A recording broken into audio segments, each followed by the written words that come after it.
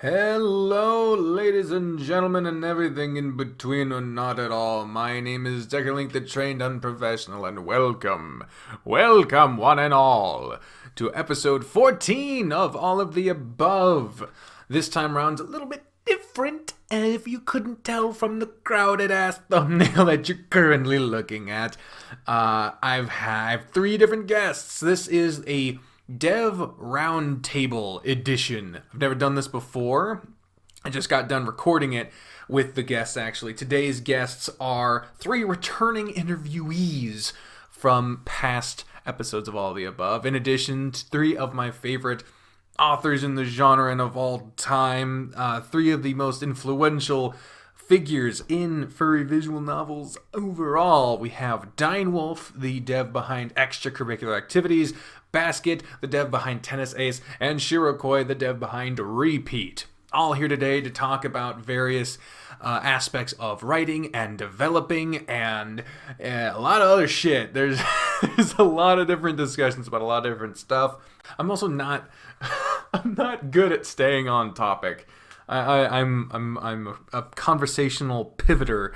I tend to go in a lot of different ways, but I was very interested in a lot of the stuff everyone was saying. I was interested in all of it. The fuck am I talking about? I was super thrilled to have all these people here, and I just don't know how to convey it in words, man. It was just a fun fucking time. I really enjoyed it, and I hope you do too. Now, on with the interview. First, Hey. I can be like those commenters. There's the other 2. Hello. Good morning. Or afternoon, Morning. whatever the case may be. Shiro, are Yep. you on? He joined. Can't seem to hear him. Oh, he's typing. We didn't do a test call. I always Shame do on it. you. I always try to do a test call. Just as a heads up, my landlord called me like last night. Oh, he muted me, I guess. Whatever. My landlord called me last night to tell me that he's going to come over today to drop off a portable air conditioning unit. Hello. Hey! Hello. There he is. Whoa, all right, sweet. Sorry about that. It's all good, and sounds like everyone is audible. But yeah, I was just saying, my landlord called me last night to tell me that he's coming over today to drop off a portable air conditioning unit because, March in Chicago during a pandemic is the perfect time to come over to someone's house to drop over an air conditioner. Mm-hmm. He was supposed to be here at like 11, which is 2 hours ago. I called him to ask him, like, what in the fuck, where are you? And he's like, oh, it's been busy today. I'll be over within the hour.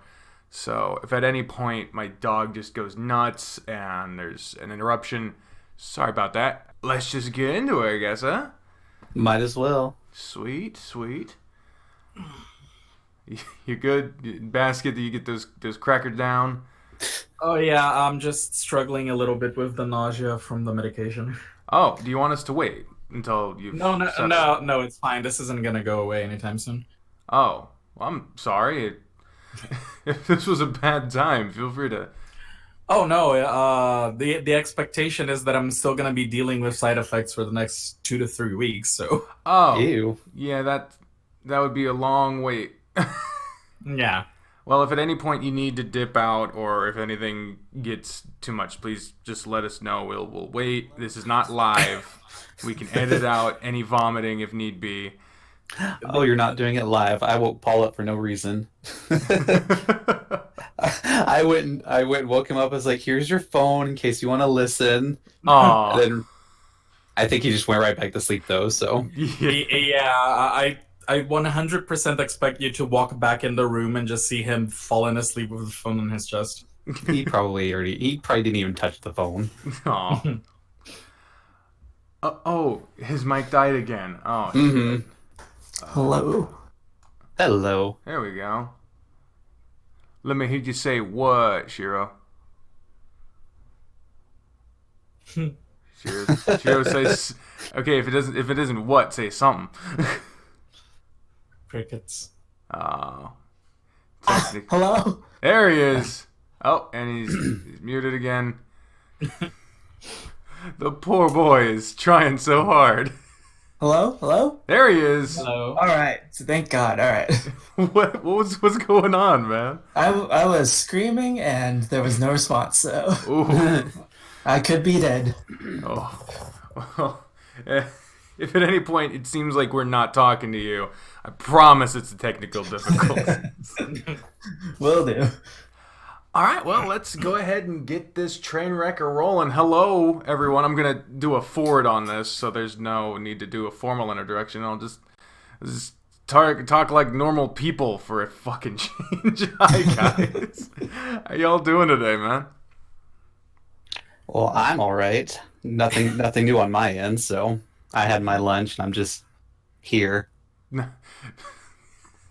Yeah, I'm doing okay, all things considered. At least I'm being more productive now, thanks to the stuff I'm taking.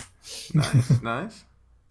I'm just coffee and deadlines 24/7. I feel that, except in my case, since I hate coffee, it's caffeine pills. Oh, Ew. Jesus. That's not as fun. Those are dangerous, man. Bree I'll got just stick addicted to my those. water. Yeah. What? Dangerous? No. 2 pills is just like exactly the max amount of coffee a human can safely ingest in a day. Oh, living life on the edge.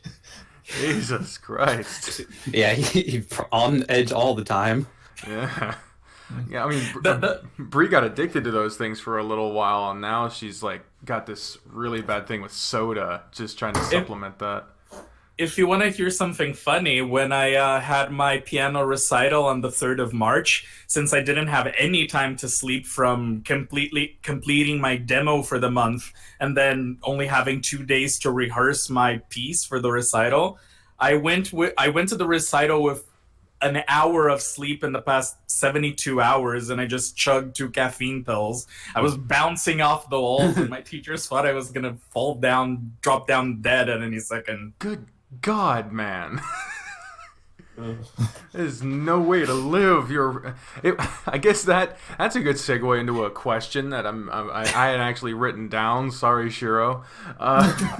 For the record, Shiro was the only one who wanted any prep. I like preparation. It, Yeah, it nothing- feels less scary. Nothing wrong with that. Nothing wrong with that. I gave the option to everyone, and you were the only one who took it. So if we're expecting more clarity out of you, that's what I'm saying. Oh no. I took the preparation on the first one, but this time around, it's like, eh. Yeah, you know I'm not going to be drilling you over the state of the fucking Middle Eastern politics or some shit. I'm just here to talk shop. Yeah, I would leave at that point. I deal enough with that already. Yeah, you in Texas, you really deal with the Middle East. Just listening up to it. That is something we do have, especially with Basket's inclusion. We got a worldwide conversation going here. We have 3 Americans and a South American. I wouldn't trust my political point of view on anything. I make sure to completely disengage from that crap because it stresses the fuck out of me. Yeah, Mhm. I don't fucking blame you. It seems like the only time Brazil is in the fucking headlines is when some crazy shit that even Trump couldn't think of would fucking just coming out. So Yeah, like our president 2 days ago announcing that he was passing a provisionary measure that would allow companies to not pay salaries for 4 months. It was revoked like 6 hours later. Jesus fucking Christ. Better than could have been worse. Yeah, could have been worse. Could have stuck. Well, instead of going in the direction where I was trying to not go, I wanted to start this conversation off with a question I kind of find interesting, especially with Basket's little anecdote about the piano recital. Which of your characters do you feel you identify with the most from your respective novels? Because that anecdote sounded a lot like a June story to me.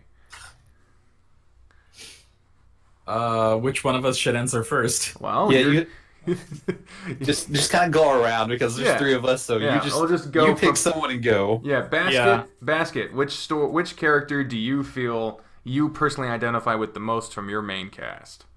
I actually don't have one that I identify with the most, because when I was developing the characters, I kind of went around just peppering traits of my own personality into each of them, so they all have an equal amount of me in them, meaning they're like 99% not me, because I still don't have the complete sense of grandiousness in myself to make myself a main character in anything. Those are the stories that stay in the shelf.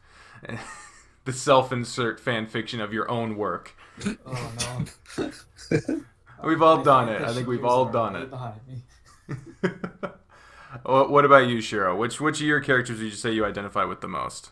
The most, I feel like there's bits of me peppered into each of my characters. Like, each of them are my Horcruxes. I split my soul into pieces and I stuff them all evenly into each one. I don't know. Like, I am a blunt asshole at times, so I guess that's part of Philip. Mm-hmm. Anxiety boy is Thistle. And Owen is just me, but if I was hot and rich, so... We already one of those. Would you say the same, Dine? Do you think you've just peppered amongst, or is there a very clear Dine self-insert? It's the same thing for me. There's a little bit of me in all of my characters, so I mean, if I had to choose one, it would be Chester. Oh. Because Chester he's got my cooking, he's got my like for video games, he's developing his own game. Do you want to be a maid too? Say what? Do you want to be a maid too? I mean, I could, but I will not go into that closet. So, but yeah, I've got a little bit of me in all my characters too. So it seems to be the general consensus between us. Nice.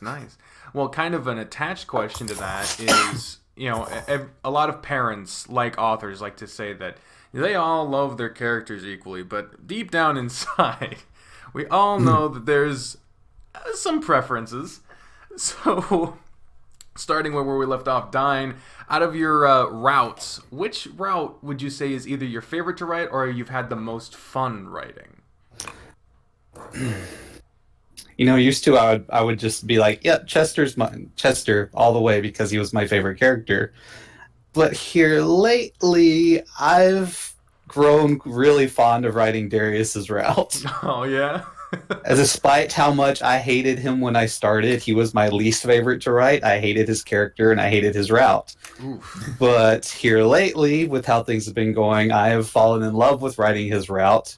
But I also stress the most over his route. But it's been a lot of fun writing lately. Why do I stress over it? Because his character is so fucking complicated that there's certain things that I won't go into to spoil for you, but certain things that happen that Basket, I know, went through this recently. I spent, an hour dealing with, a couple lines of text. Just staring at this couple lines like, no, that's not going to work. I'm going to delete it and rewrite it, rewrite it, because it has to be perfect. Yeah, I don't. Or I won't be happy. Near enough. I don't think there's near enough appreciation of just how much, like, slush piling. And I know that's not the right use of the phrase, but like rewriting how much of your own stuff you spend hours on that just never makes it anywhere near the final product. Because people are like, do you feel like? And I will get back to the other question, I promise. But like, this is kind of the whole point. It's being more conversational. This isn't just whatever. But like, how do you guys ever feel like people get antsy or pushy and don't seem to understand how long it fucking takes to make a demo that might get criticized as being too short or took too long or anything like that? Boy, do I.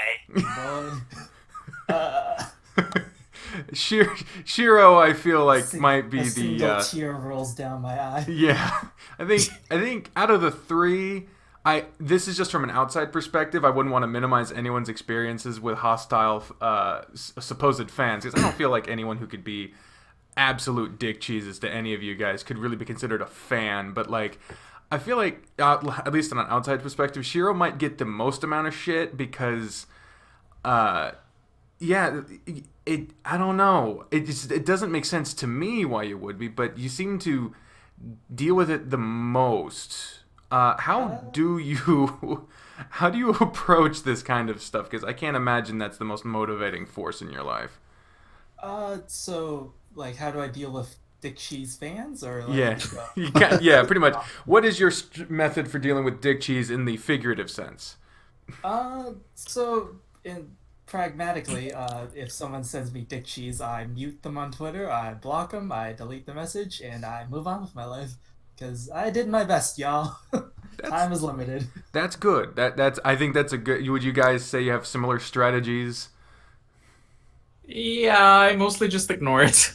That's good. Yeah, because I ain't like responding to this shit. Like, I could be writing more stuff that's good, you know? Yeah.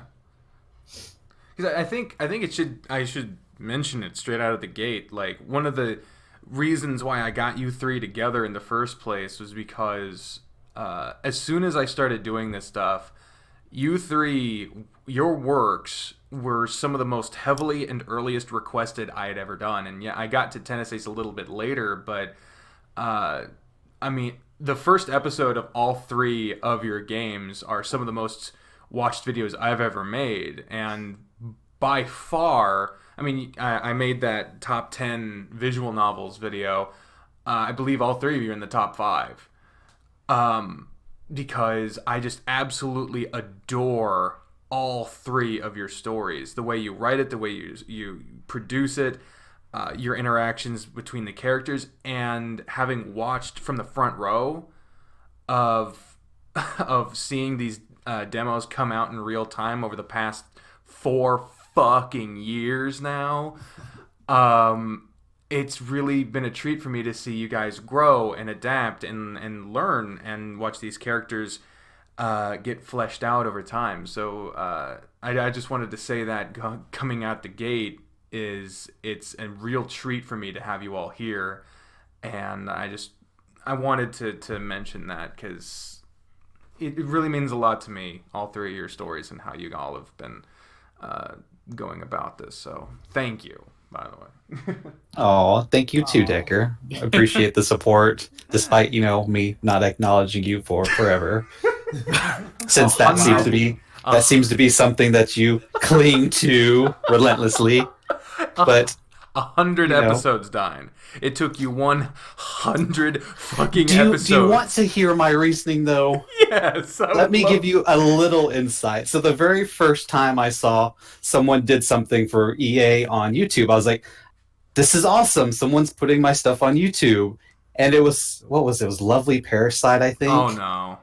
And it was a disaster, in my opinion. Yeah. I hated it. Yeah. And it made me feel ashamed and embarrassed that I would ever do something like this. Oof. And from that point on, I was like, I can't bring myself to watch any YouTuber play my stuff. Because I think there was another one right after that wasn't any better.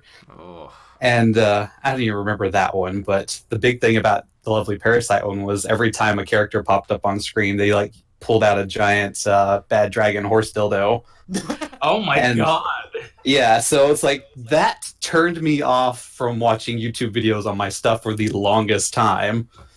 Yeah, I can understand that. Lovely Parasite is the one of the worst, one of the fucking worst. And I used to try to just not mention it, but Jesus Christ, we got into it on Twitter at one point. He's an absolute tool. I despise the dude. I can't blame you from what little I actually know. Have either the rest of you had experiences with Let's Plays that were, say, less flattering than others? I plead the fifth. He doesn't want to incriminate you, Decker. Oh, good to know I'm the cringe carnival. I didn't know that already. How about you, Shiro? It's just the Aki voice is so good. Oh, you fucker. if you're gonna prod me, I'm gonna prod back. I'm glad. I would have it no other way, because Shiro's got to deal with it too, with the Herschel voice.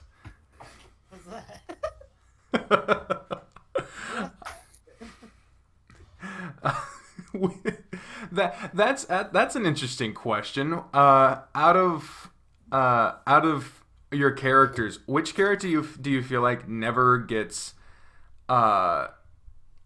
portrayed in a way that you would prefer from a Let's Player perspective, from what you've seen? Let's start with Shiro. I usually have like a. Holy shit, Shiro, you're very quiet. I cannot hear you with a damn. Hello. I can faintly hear you. All right, I'm switching to another mic. Give me. All right. So while he's doing that, let's pivot to Basket. Basket, which character do you feel like never gets portrayed in a way that you would probably hope was intended? That's a hard question to answer, because the thing is, this is totally a bias on my part when I write my characters, but basically everyone that's a part of the main nuclear group of friends and Tennessee is a sassy little bitch, so...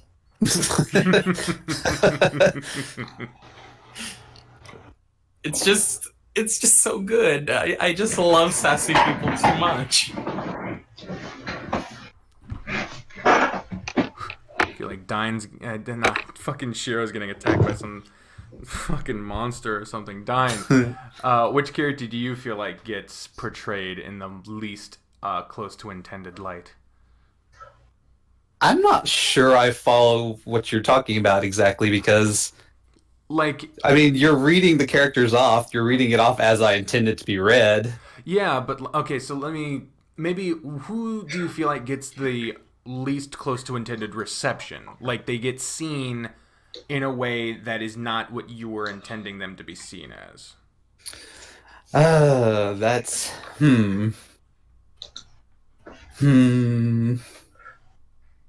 When you put it from that light, Coach Grifter is the first one that comes to mind, only because of some of the fan art.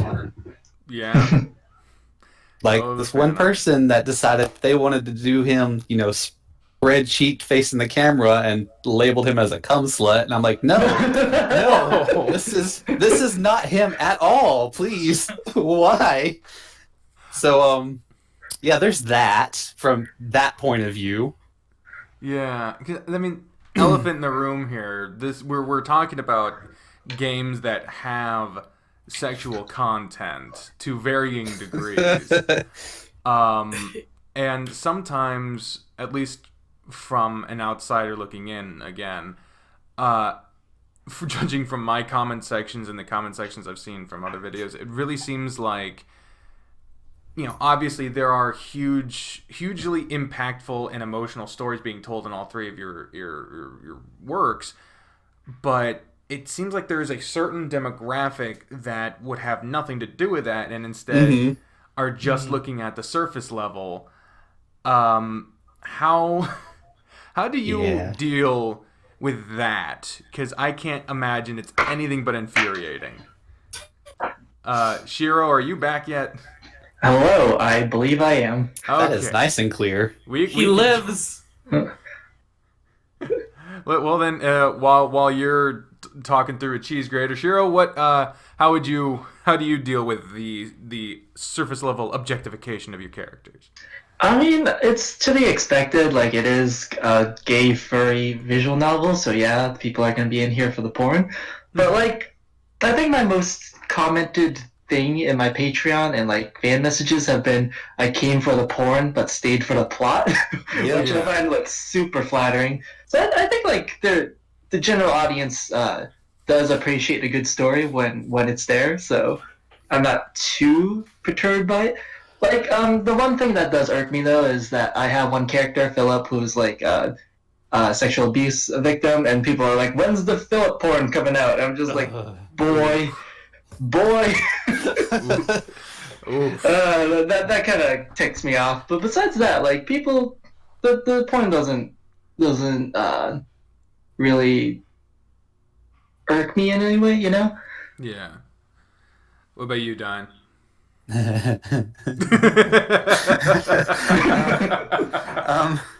I mean, I agree. I agree on that part. Like, I've had a handful of comments that are like, I come for the men, but I stayed for the feeling, because that seems to be a really common thing. But at the same time, there are the people that are so focused on the sexual aspect, like, oh, this person's a top or this person's a bottom. Why can't I be a top or bottom for this person? I'm like, because that's not what I want right now. Yeah. So this I don't care that they come for the sexual stuff. It's expected because, that's something I really like myself about it. But at the same time, it's like, I don't want that to be your main focus. I like my characters and the stories with them, and a lot of other people do too. Yeah, obviously we're discussing a minority here. A vocal minority, but a minority, because obviously you don't have to look far to find compelling shit in all of your stories.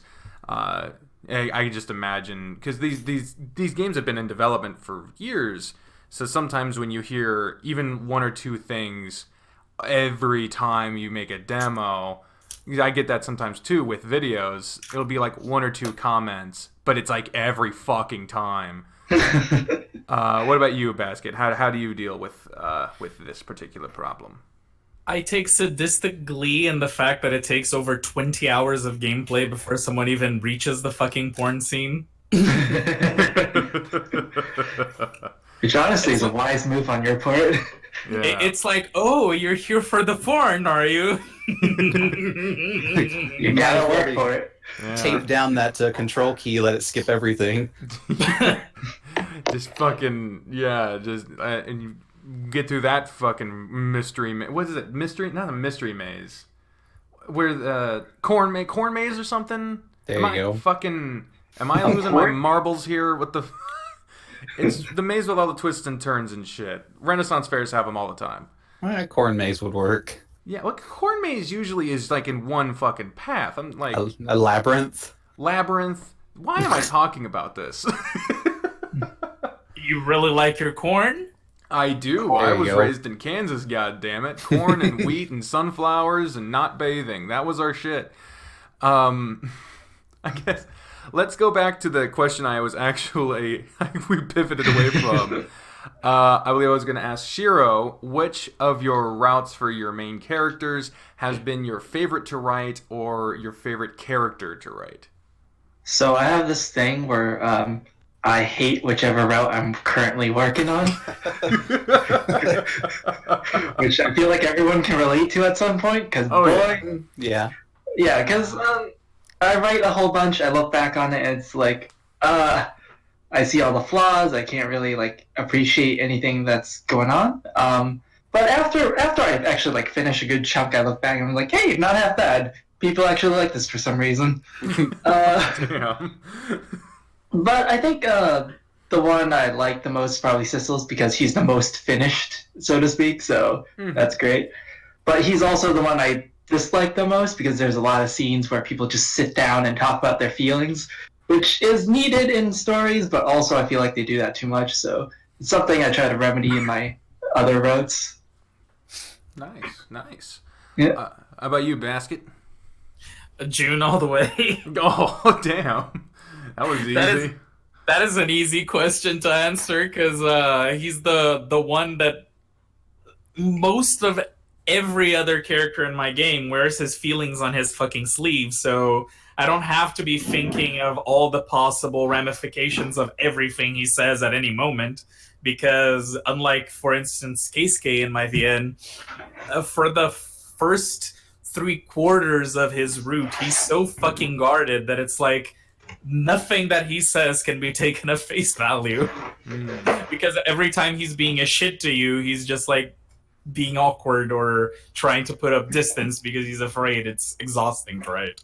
Yeah, I mean that's actually an interesting point, because each of your works have a character or two that are very guarded and very, it takes a bit to knock that fucking wall down.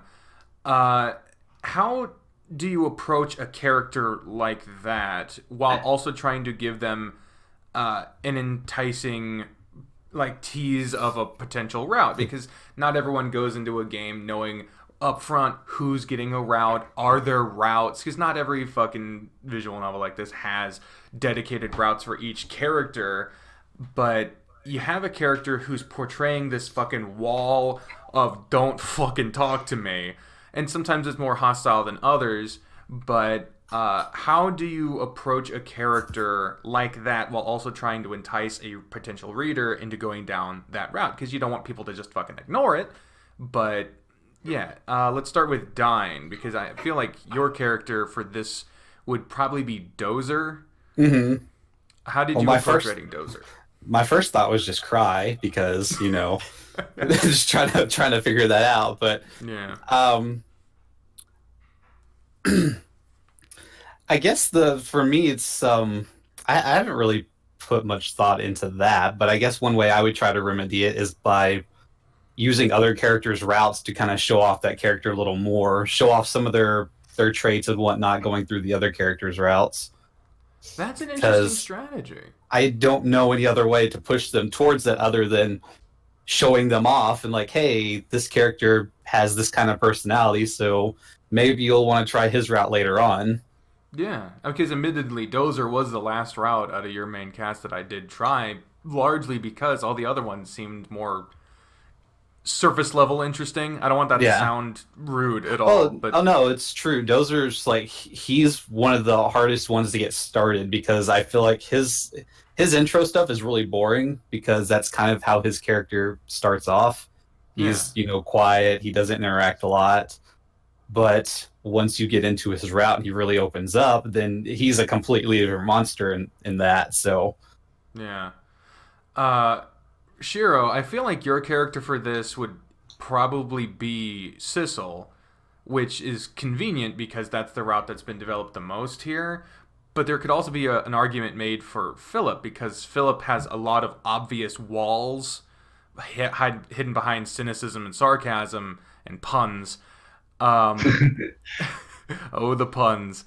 But when it came to writing Sissel, because he's the most hostile out of the three, how do you feel like you approach the idea of enticing a reader to try to break down those walls?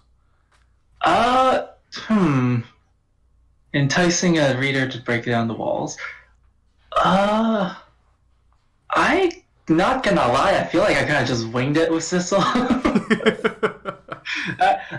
He started off a little aggressive because I wanted to have that punk bad boy vibe for him. Mm-hmm. But throughout the scenes, you kind of start seeing his softer side, the things he cares about, and then he also has this thing where he gets embarrassed easily, so it's easy for the audience to see that he has a tough side, but he is very soft and squishy on the inside, which is an easy hook. I feel like he fits the tsundere stereotype pretty well, which I guess is a fan favorite. Which he isn't that hard to hook people with. I guess he's a fan favorite. And then of course Basket, your easy contender here is Keisuke, which you mentioned as being structured 3/4 of the way, not even fucking letting anything down. What is your approach for writing him? Because it seems like out of those routes, that's the one you've expressed the most difficulty with, or at least that's what it seems to have been. It is. I follow a similar method to what Dine does. There's one specific route outside of Keisuke's own that he appears a lot more. In one of the routes, you don't date him, he kind of fades into the background a little bit. In the other one, he is a more important character, and I'm pretty sure people will get to see more of his caring personality from there, because it won't be the main character, the player character, that gets him to open up, but somebody else will.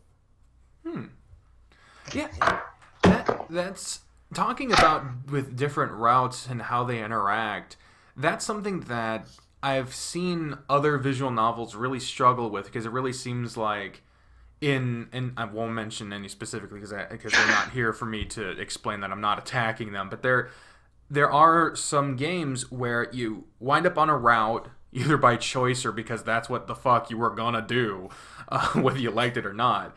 And every other character just seems to fucking vanish. They just don't exist anymore. And I just feel like that's a bit of a wasted opportunity. But it is also very difficult because you're trying to draw attention to the interaction between your main character and this character that they are obviously interested in, if you've developed it to the point where they could choose it. But having that interplay between them and concurrent storylines with other characters and their story arcs, if you're not interacting with them, that cannot be easy, especially since y'all have different sized casts. Dyne has the most and seemingly an ever-expanding cast if everyone gets their way. I got two pairs of scissors in front of me, and they're both sharp. What are you gonna do? Cut off the cord to your mic? I know where Decker lives, kinda. I can find him. You'll scour the whole state of Illinois just to find me. So I'll start with you, Dyne. How do you balance interplay of different characters and their routes without losing sight of what those individual characters are going to be going through if you do or do not interact with them? Poorly, to begin with. Like the way you were talking was a lot of my early days with my characters. Once you start someone's route, you don't really see the other characters that often. And it wasn't something that occurred to me till I was like pretty deep into some of the trees. I was like, I should be using these other characters more often. Mm-hmm. But as I'm introducing characters to a big example will be Richard. As Richard appears in other characters' routes, people are obviously excited for him because of how much I've portrayed his character and what kind of character I've portrayed him to be. But still, in the back of my mind, I'm thinking, I'm not going to reveal this yet. This is something that's going to be for his route.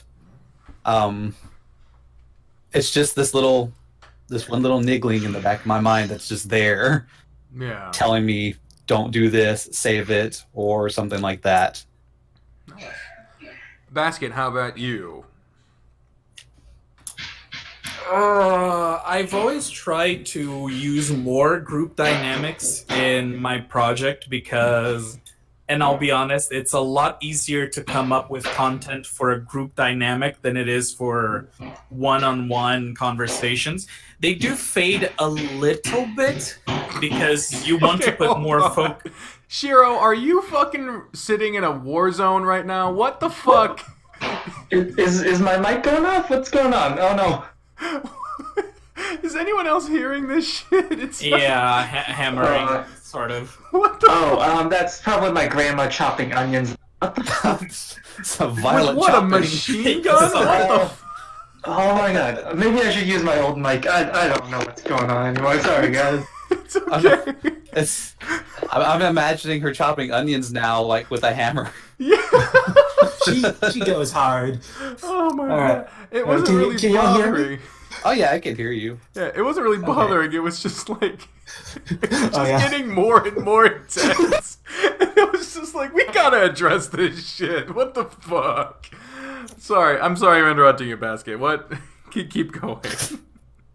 I don't remember what I was saying. Group dynamics. Group dynamics. Right. Yeah, it's they do fade into the background a little bit because you want to put more focus on the relationship, but they never go away because one of the most interesting things is how the cast of characters interact, and later when the relationships start, how the rest of the group reacts to this happening. Yeah, and that's difficult too because, like, at least with like extracurricular activities, for an example, everyone's on the same fucking tennis team, so everyone's there. Whereas in Tennis Ace, you've got people who some are on, you got one who's on the tennis team with you, one that's on the volleyball team not with you, one that's not in any of them, and they're just sort of around. So it can be kind of hard having a narrative structure that puts them all together, because with having people all together, that presents its own struggles narratively, trying to make them feel individual. But when you have everyone doing their own separate thing, it can be hard to kind of bring them together. Probably the easiest character in my entire game to write is Saya, because she is just so much fun. And she is so different from literally everyone else in the rest of the game. Yeah, and you don't date her. Like, that's another thing. Y'all have characters that are staples and are in every route, and everyone loves them, but are not dateable characters. For Tennis Ace, it's Saya. For extracurricular activities, it's Maria. For repeat, it's Mrs. Corliss. And Jenny, of course. So before I pivot to this new question, let's go to Shiro. How do you balance group dynamics, introducing other characters into routes without losing them in the shuffle? Is Shiro still here? Hello? Oh, God. I can't believe Shiro is fucking dead. He just left us. Gosh, man. Shiro, can you hear us? I think he can hear us. We just can't hear him. Shiro, if that other microphone where we could hear your grandmother macheteing onions in the background is your only option, that's fine. It was just... I wanted to ask about it. I'm sure she's not going to be chopping onions for the next couple hours. I mean, how big is the soup? Just filling a trough of fucking chicken and noodle soup, just fucking going to town. She's got a broadsword out there beating that onion. It's a fucking claymore, just Oh man, I'm surprised my landlord hasn't shown up yet. It has been well into an hour since he's gonna try and reconnect. Okay. So while Shiro's trying to figure his shit out, I was starting to pivot to another question about characters that are not dateable but play integral parts in your stories. For Dine, I pointed out Maria. Maria is obviously a very integral character to your main character because she basically saved the main character's life. Mm-hmm. And is a very strong motherly character that is ever fucking present. Yeah. When it comes to writing a character like Maria that is there but not ever the focus, how do you develop a character, make them seem interesting to the reader without them taking center stage? Because there have been some times in everyone's novels at this point where I feel like other characters have started to overshadow the character you're actually trying to date, whether intentionally or not. It's something that comes with being in development and working on it and writing. So with a character like Maria, or until his route gets made, Richard, how do you keep those characters relevant and interesting to a reader without overshadowing the path you're on? Well, first of all, let's see. Welcome back, Shirokoi. All right. Maybe. We can't hear him. He's in the call, but we cannot hear him. The poor fuck. Well, yeah. So, in that regard, I don't know. Maria just kind of flows naturally for me. Hey, there he is. I want to cry. It's the onions. Yeah, it's from the onions, but the grandma onions. Them damn grandma onions. Mm-hmm. All right, what did I miss? We're on a discussion about writing characters that are not dateable routes, but keeping them interesting to the reader without being overshadowing. Yes. Yeah, I can't say that I do it intentionally.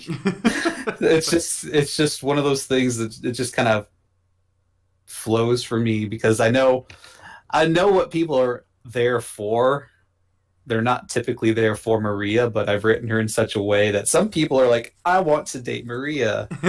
And I'm like, no, she's too good for you. She's pure, so leave her alone. But I do want to do some side stuff with her, which I think would be cute and fun. But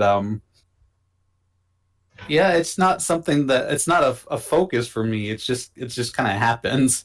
Nice. So I don't really have a good answer for that question. That was a great answer. Richard, on the other hand, I've realized that I've made mistakes with, because I feel like there were times when even just if he pops up, if I were to do an entire update for a character and Richard pops up with one line, I guarantee you I'm going to get more comments about people saying, oh, I can't wait for Richard's route. And I'm like, he appeared for one sentence and then left. Go away. Oh, man. He does have this, like... And that is something about Richard that has been kind of an interesting thing to watch. But in a borderline annoying way, not from the writing, but from the reception area, is because when he started, he was just this kind of gruff handyman type, but then all of a sudden he's turned into Buff Darius at some points, trying to angle for a threesome and shit. Like, yeah, I realized along the way that I might have gone a little overboard, but at the same time, I like how his character's coming along. It's your fucking character. Not anything like what I intended for him when he began, but he has changed a lot as I've gone along, so... That's something that we're going to touch on at some point, if I can get my fucking mind straight, is talking about how things started versus how they are now. But now that Shiro's back, I want to get an answer for the last question and this new one.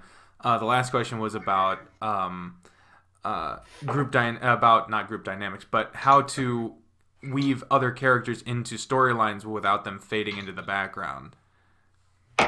So my favorite part of writing characters and showing like characterization is them interacting with other characters. And I've always felt like one-to-one conversations with the main character is kind of hard to write for and kind of bland because, you know, main characters, they're usually kind of blank slatey, so it's a little hard to find like solid room to bounce off of. But with other characters like Sissel, has this like love-hate relationship with Owen.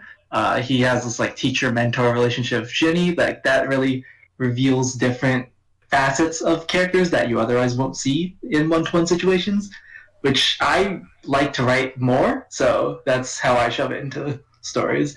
And also, like you see in the background, I like to show like even though you're not interacting with background characters, I like to show that they're actually doing something with their lives.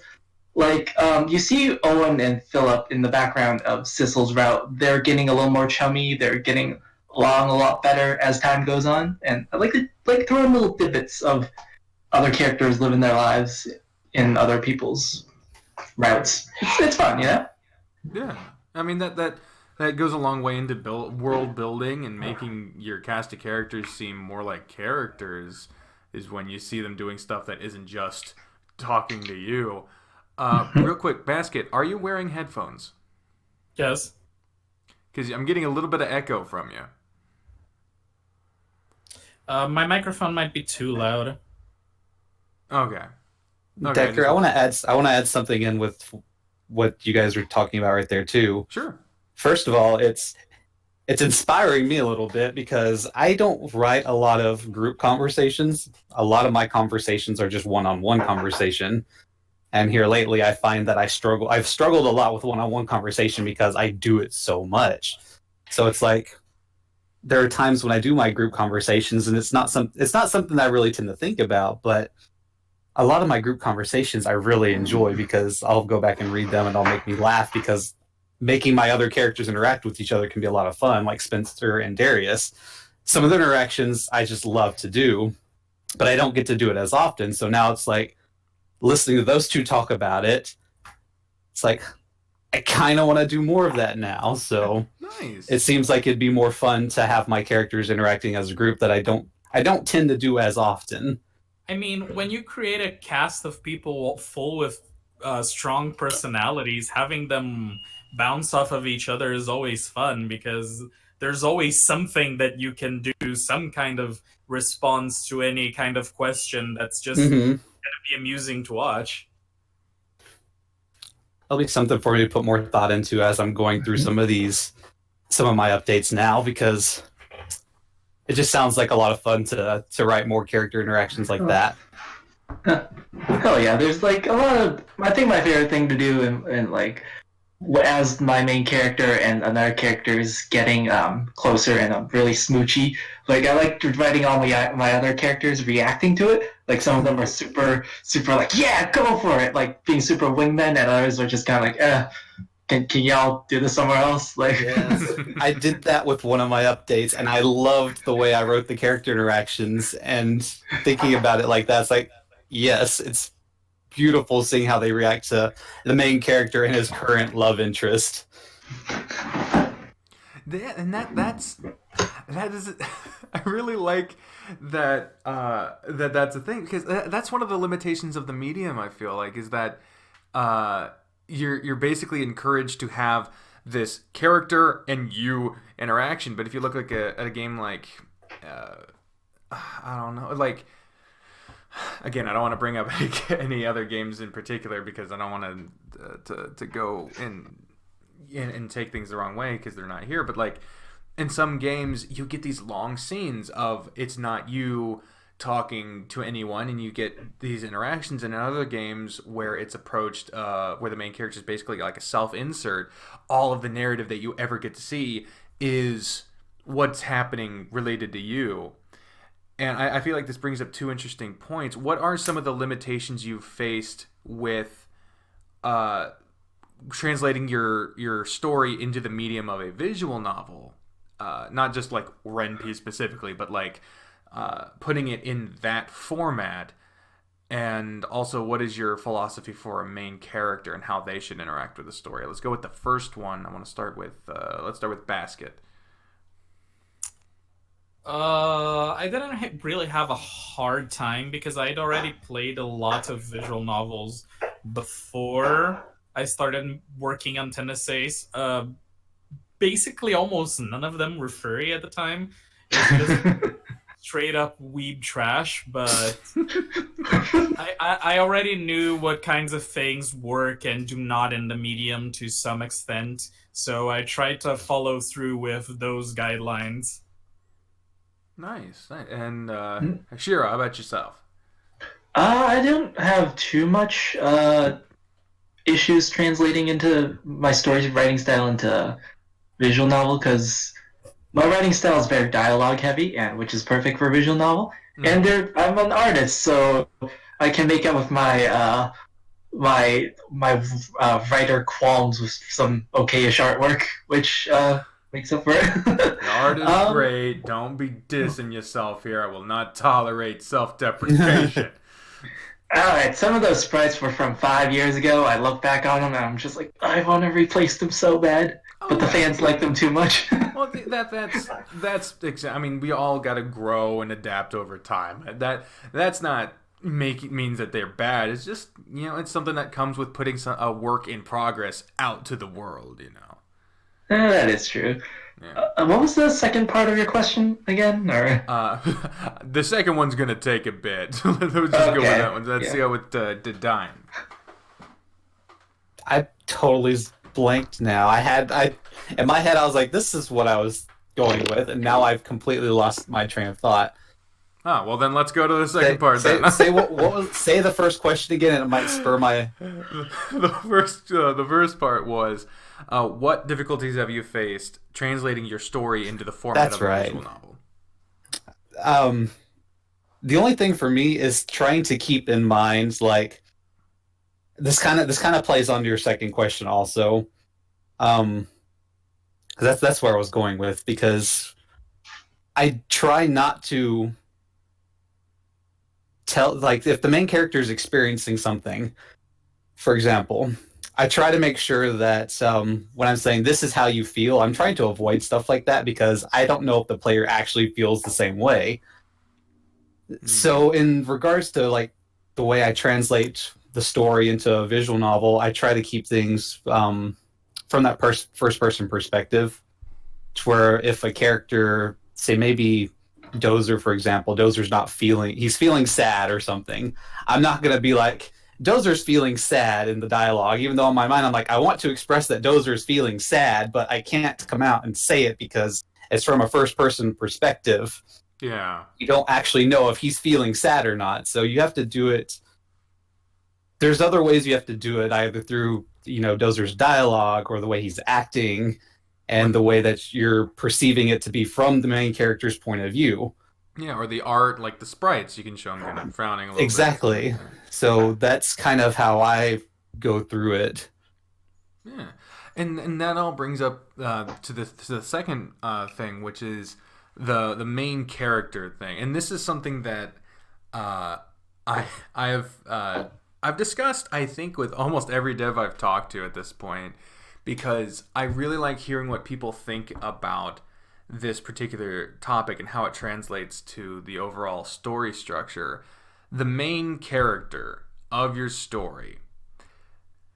Some approach it more as Shiro mentioned, the blank slate type, where they have the character, they have their look, their status, whatever, but they're basically just a self-insert for the reader. And then in other stories, the character is a well-defined, this is what they think, this is what they want, this is whatever.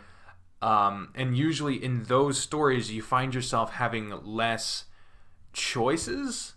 It's not always the case, but I find that it's more branch out if you have less definedness in the main character. For example, in extracurricular activities, you recently implemented an almost avatar system where you could change the character's appearance and you could change their name, which you can do in all three of your stories, although Shiro said that if he could go back and take that out, he would, if I remember correctly. Yep.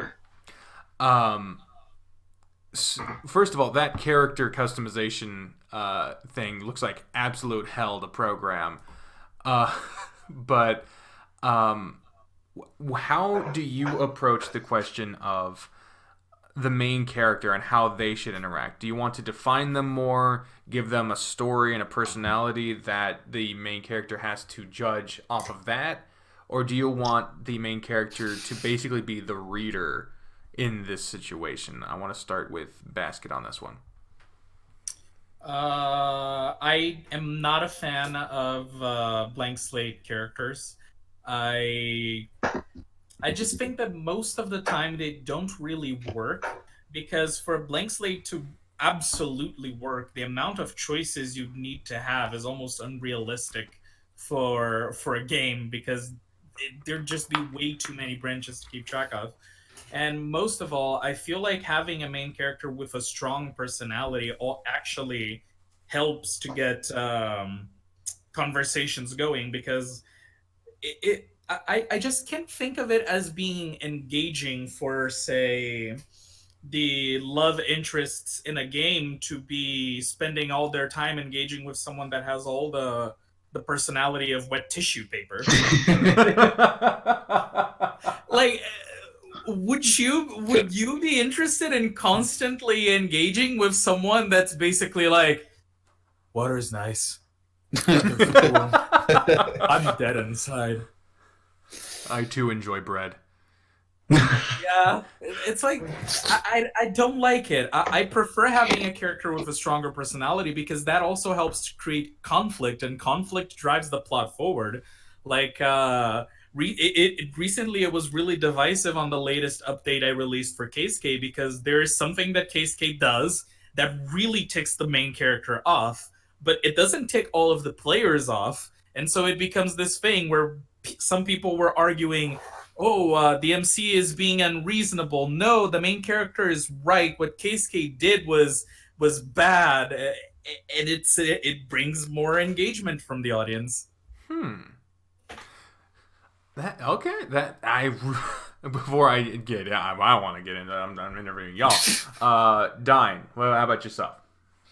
I'm kind of torn between the two. I don't like the blank slate character either, but at the same time, I feel like having a character that still has some of its blank personality is a good thing, and not having a fully defined character is a good thing. But at the same time, my next project that I do, I kind of want to have a fully defined main character, because a blank slate character is a pain in the ass. And giving player the choice on so many different things is a pain in the ass. Because there are so many things to keep up with. Like, so many of the options in EA have just minor dialogue changes. It could be something as basic as, I think there was one where I gave them the choice between like a blueberry waffle and a banana waffle or something. Mm-hmm. And it's just because in my head, I'm like, I want to give the player a choice, because I want the player to feel like, that the character is theirs. But at the same time, I can't give them the freedom to choose everything. Otherwise, it would drive me absolutely insane. Oh yeah, I mean, did you guys have all of you seen that Black Mirror Bandersnatch thing on Netflix? I've heard memes about it. Yeah, I've only heard of it, but I've not seen it. I recommend highly all of you check that shit out. I think you all would identify with it a little bit, not to the full like murder bit, but like hopefully. I don't know. I relate to murder. Oh, okay. Well, in that case, you'll get to it more. But but I really think y'all would enjoy it, because I think it pertains a bit to what you guys do. It has a lot to do with the idea of choice, which is part of what you all do. Shiro, your approach to a main character is probably the most split down the fucking middle and hard to reconcile, because you've got the defined story, but you also have wildly different choices you can make. You can customize the name, but the character is a defined set. How do you approach this now? Because it's changed over time. So when I first started out, I made my character a blank slate because I figured that's what everybody does, right? Just for preference, I started scripting my visual novel in high school, back when I was a wee lad. Oh. Can you all still hear me? Yeah, you are. Cut out right after wee lad. But,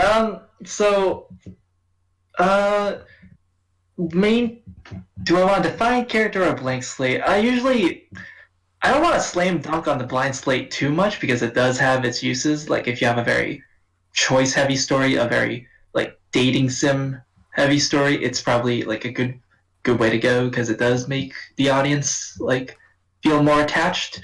But if you have a story that's more plot driven, there's a lot more events happening that affect all the characters. Like, you can't have a story where like something traumatic happens and all the characters react, and then there's the blank slate character standing there like a piece of cardboard, like, yeah, I'm here. I'm not feeling things. Yeah. And also, I think I mentioned earlier, like, I like developing my characters by bouncing them off of each other. It's really hard to have like a romance scene with a blank slate character, because your character's basically having a monologue, because like there's nothing to work with a blank slate character.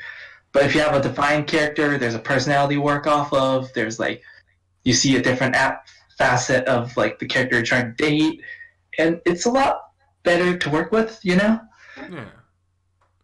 Yeah, and that's something that I feel like brings into another debate that I have been struggling with. I've come to my conclusion on it, but it still doesn't reach a lot.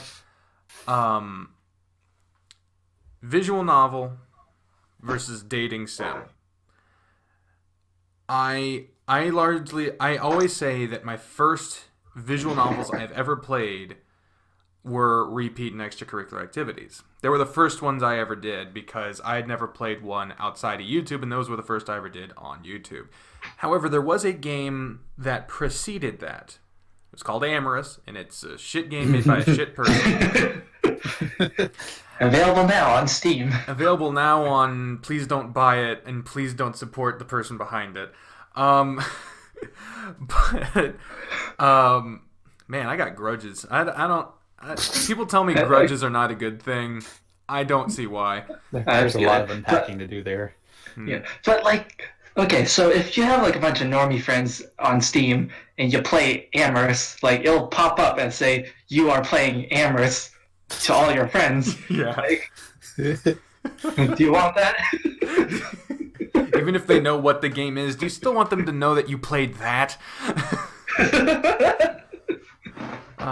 See, I feel like grudges are healthy. It keeps bullshit out of my life for good.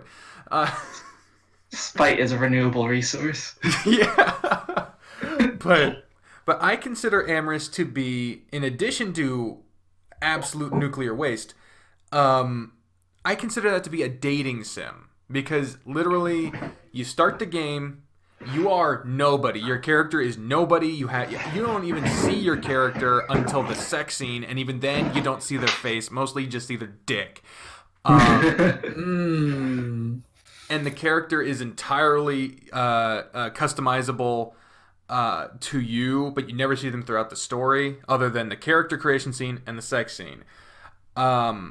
So you literally go to a room, and there are characters doing their shit, and you walk up and say, I choose you. That's it. There's no fucking narrative structure. There's no bringing them all together. There's no interplay between routes. It literally is, I want to fuck that guy. I'm going to sit through 2 days worth of nonsense that might make me interested in them as a character, might not, and then you're going to fuck. That's the only way it's going to end.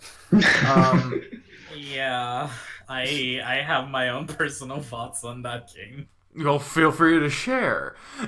I don't like the structure because I noticed that every single route is always the same, where it's like, first date, let me tell you about all the problems I face in life so they can be my engaging backstory, even though I know you for all of 5 minutes and I'm telling you about my greatest fears and my greatest worries in life.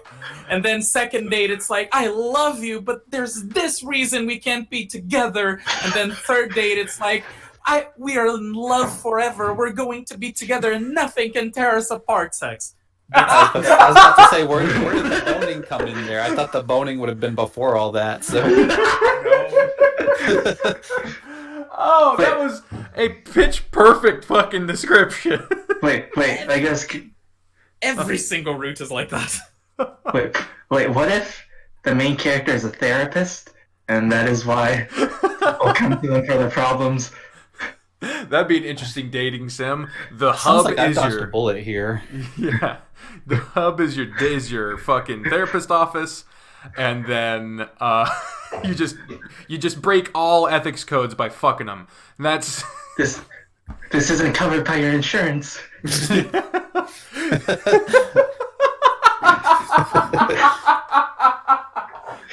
Talk about a copay. But anyway, but the point I was getting at, where this just turned into a fucking rant on Amorous, because that's not what I brought y'all here to do. I consider that game a dating sim because of the way it's structured, what it's trying to do, and everything. And there are good dating sims. I want to make that very clear. There are good dating sims that are much more compelling and interesting than that pile of good dog shit. But look at Honey Pop. yeah, I've never fucking played it. I haven't even looked at it, but yeah. But when it comes to visual novels, repeat and extracurricular activities were the first two I ever played. And a lot of people have said over time that they are visual novels or dating sims. Depending on the person's personal definitions of those two, it seems to define what they call it. I consider all of them to be visual novels, but if I had to choose one of the three that was even... what the fuck was that? Oh, sorry. One of my fucking notifications went off. If I had to choose one of the three that was even close to a dating sim, it would probably be extracurricular activities, because you make your choice of route so quickly. But then there's like 1,000,000 hours of actual story. So I guess I'll start with you, Dine, because I mentioned your game directly.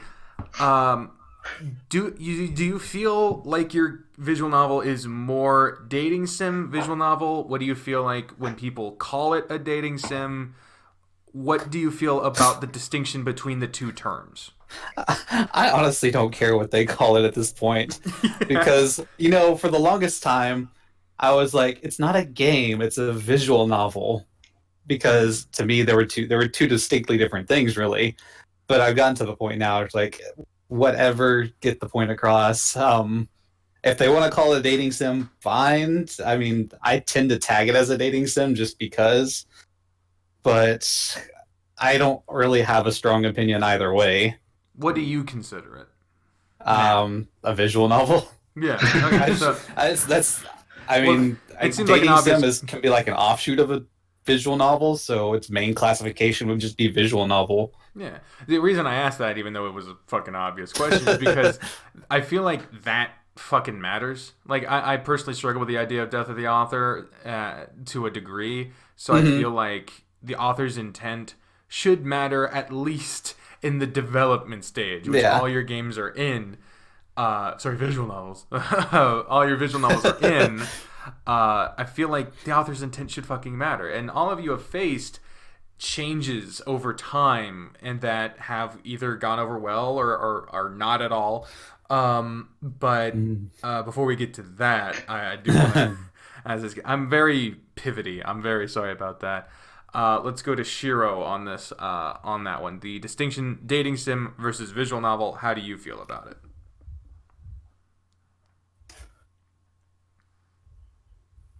I think we lost Shiro again. All right, while we wait for Shiro to get back on, because we cannot hear him, Basket. Hello? There, oh, Hi. shit, never Sorry. mind. Shiro, there he is. Audio's cutting out. Alright. Back to I can hear you guys Shiro now. now. Alright, I'm back. What did I miss? Like the last 5 seconds for silence.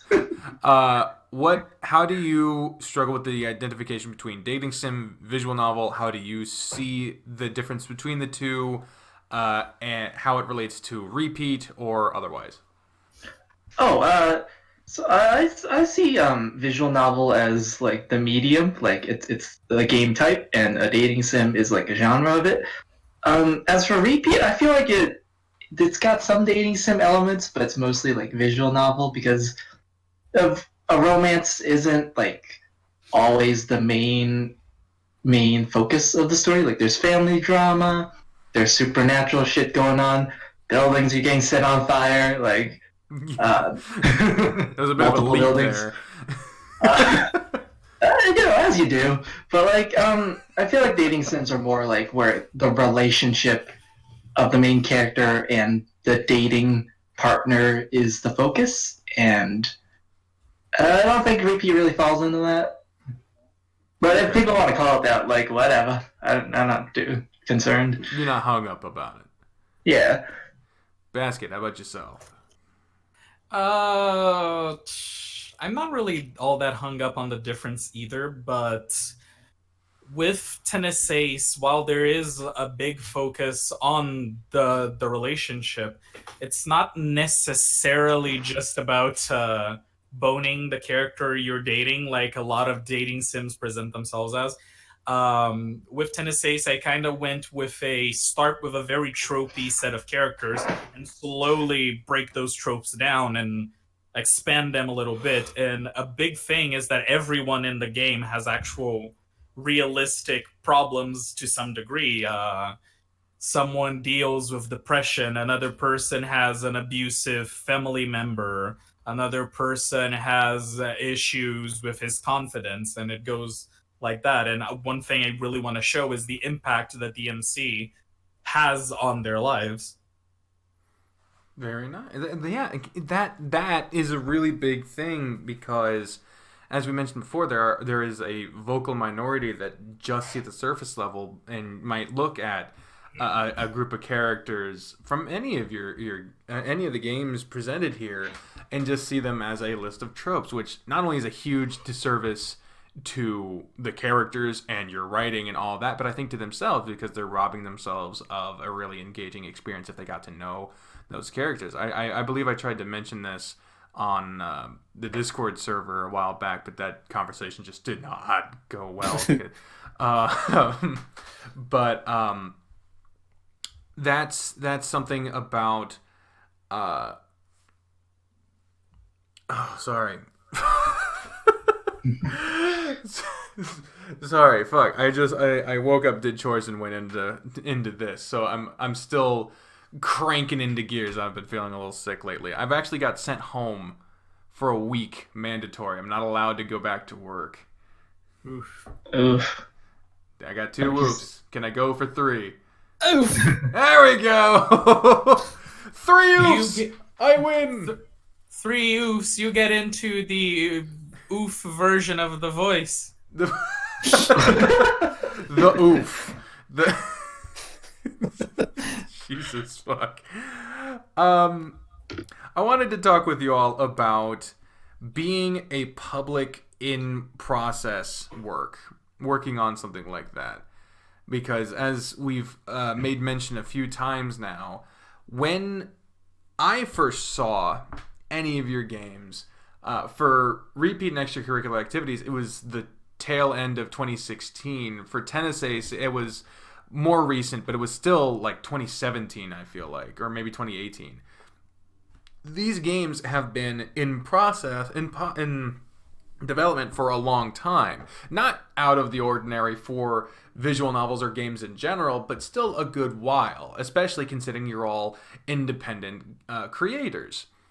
But that does mean that there are parts of the game near the beginning or in different aspects of the game that you know where I'm going with this. That I don't want to think about it. Maybe don't possibly reflect the way you're wanting the characters to go now, or maybe are not the. Deck, are you still with us? You cut out. Oh, can you hear me? I can't believe Decker is now fucking dead. Right now, Decker's left us. No, Can we I'm get an here. F in chat? Oh F. shit! Oh. Can you guys not hear me? Now we can. Hello? Yeah, Oh, now I can. shit. Keep back. Oh fuck! That was scary. I don't even know what happened. I was still here. Oh shit. Well, shit, man. Let me just stop what I'm saying. And let's go straight into the question. How do you feel about the beginnings of your visual novels? Let's start with that versus now, and are there going to be updates in the future that are just fixing or changing shit in the beginning, or are you going to wait till the end to go back? Or how do you want to do that, starting with Shirokoi? Let's start with you. Oh, this no. particular one. Oh, yes. So as I mentioned before, I started scripting repeat in high school. I was not a good writer back then. Okay, so over the past 5 years, sometimes I see new Let's Players pick up repeat, and I'm like, yeah, new people are playing my game. But also, oh no, they're playing the first portion of the game, which is it's kind of like how artists go back and see their old work and they kind of just die on the inside. That's me, both art and writing wise, because it's a hot poo-poo garbage. I think I redrew all the sprites in repeat at least. I reworked them at least 3 times, probably a 4th. But on my Patreon I proposed a new default sprite for Sissel, and everyone was like, "No, we like the old one." So. Nostalgia wins, I guess. That sucks in my opinion. I hate that was a thing. I don't know, maybe that's just me being selfish, but I really feel like it's your fucking story. You should do the right thing. I do appreciate feedback though. But as you said, I did last October, I think. I did take an update to just go back and rewrite a shit ton of scenes. In the beginning, most of my characters were really shallow and had no depth, and I didn't really have a backstory planned out for them. Philip in the beginning was just a shy, timid guy, and that was basically his character. And then I started writing his backstory and his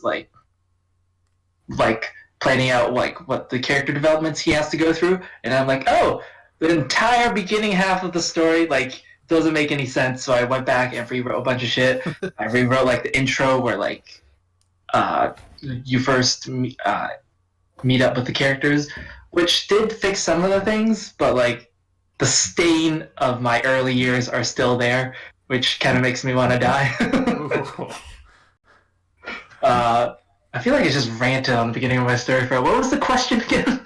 You answered the question. That was the whole point, was talking about the beginning of your game versus now, and if you were going to do updates to just adjust that. So yeah, you answered the question perfectly. But like versus now, I don't know. Yeah, I think I answered it. Yeehaw! Let's move on. All right, cool. Okay. Basket. Oh no. Okay, so I hate the first 6 to 7 days of Tennessee's. A big problem I had with them, and I did try to go back a little bit to remedy it, but it was mostly patchwork fixes. It was that while I was fluent in English back then, I didn't have practice doing creative writing in English, and so a lot of my phrasal construction and stuff like that was really, really awkward. And it was noticeable that sometimes I didn't really know the proper way to write something down in English. I would make a sentence that was 3 lines long when one would suffice. It was just it was a fucking nightmare. Ooh. Would you consider making an update just to go back, not advance any stories or anything, but just take one of your scheduled updates to overhaul something in the beginning? No, if I were to overhaul, I would do it in conjunction with story updates, because I'd feel really bad not delivering any story for any amount of time. That's something that I've noticed Dyn do, getting to Dyn now, is there have been updates that come out for a route and then also update something in the beginning. And I feel like in terms of... Oh, sorry? Yeah, but Dyn is a much more productive writer than I am, I think. I think each of his monthly updates are like this. Each of his bi-monthly updates are the size of my monthly update, and it's infuriating. When I first started writing for Tennessee, I managed to do updates slightly longer than I do now, but it was mostly because I was writing that inspiration high and I could get stuff done. But now it's like I spend 12 hours staring at the screen of my computer, banging my head against the desk, just trying to get something out. Those feelings, it hits me. Although the past, I don't know if this is going to last, but after I went to a psychiatrist on Saturday. I don't really mind talking about this sort of stuff. I went to a psychiatrist on Saturday. I spent like 4 years postponing whether I wanted to go to one or not, because it just felt so intimidating and overwhelming to look into all that stuff. Mm-hmm. And I ended up being diagnosed with both anxiety and ADHD. And it's really weird how taking the Ritalin really helps me deal with distractions and be more focused. Like, for the past 3 days, I sat on my computer, and in less than an hour, I had written my daily writing quota. And then I just kept staring at the ceiling, going like, this has never happened before. What do I do with myself keep now? Using that time. You hit that quota, keep going. Yeah, that's what I ended up doing. But for a while, I was just like, this never happened before. What do I do? Oh yeah, I mean that's just a whiplash in general when, like, kind of going into a serious way here for a second, when you've had a problem, a disorder, a disease, or some sort of ailment for a long time, and maybe you didn't know for sure what it was, and then someone points it out to you, a professional points it out to you, and you actually get treatment. Like, not only getting a diagnosis, that can be really, it was a weird thing for me personally. But, like, the first time I was ever on an antidepressant that didn't, like, just destroy me with side effects, like, I felt like a new fucking person. It was weird, man. it's weird because it's just chemicals in your brain if you look at it in that way, but at the same time, it's like you don't realize how much of your day and how much of your life in general is just put in this one category of what you're able to do, and then all of a sudden the next day or however long it takes for a medication or a treatment or a therapy to actually take hold, and it's like night and fucking day sometimes. Yeah. But Dine, your game from the beginning to now looks, feels, sounds completely fucking different. Yeah. So I cleared out a space in my closet, and I'm sitting in the closet because just thinking about it's terrifying. So yeah, I'm just sitting here in the dark with my headset. Oh man. If you go back to my early updates, oh shit, there he is. They tend to run, 500 or so lines long. My goal was always 500 lines for an update when I started, and I was doing an update every week at that point. Oh god. So, yeah, I wasn't updating. I was doing a route update per week. So they were short, but as time went on, my updates, they're pushing, anywhere from 1,200 to 1,800 lines an update now. So that's why I'm doing, 2 a month instead of 1 a week. But there's a lot of stuff the early days need. Like, it's terrifying when I think about how much work the early days need to make up to put them on the same kind of quality as the current ones, because some of the characters grew over time. The way they speak, some of their mannerisms have grown. One of the things I like about having my error log for people to post when I make typos is that when they do the earlier days, it gives me a chance to go back through and kind of read it and tweak some of the dialogue here and there. Yeah. But it still hasn't been anywhere near enough to actually get the beginning up to speed with the later part of the game. Yeah. That is interesting you bring up the error log, because I feel like every time I play a game and I point out a typo, I always feel like a dick. And I know ultimately it's good to point it out so it can be fixed, but at the same time, it just feels like I played, was it Starry Nights or it was Starry something. Let me get it here. Chain? I think it was Starry Chain, yeah. It was, I did an episode of that will probably come out in given my current editing schedule about a year and a half. And,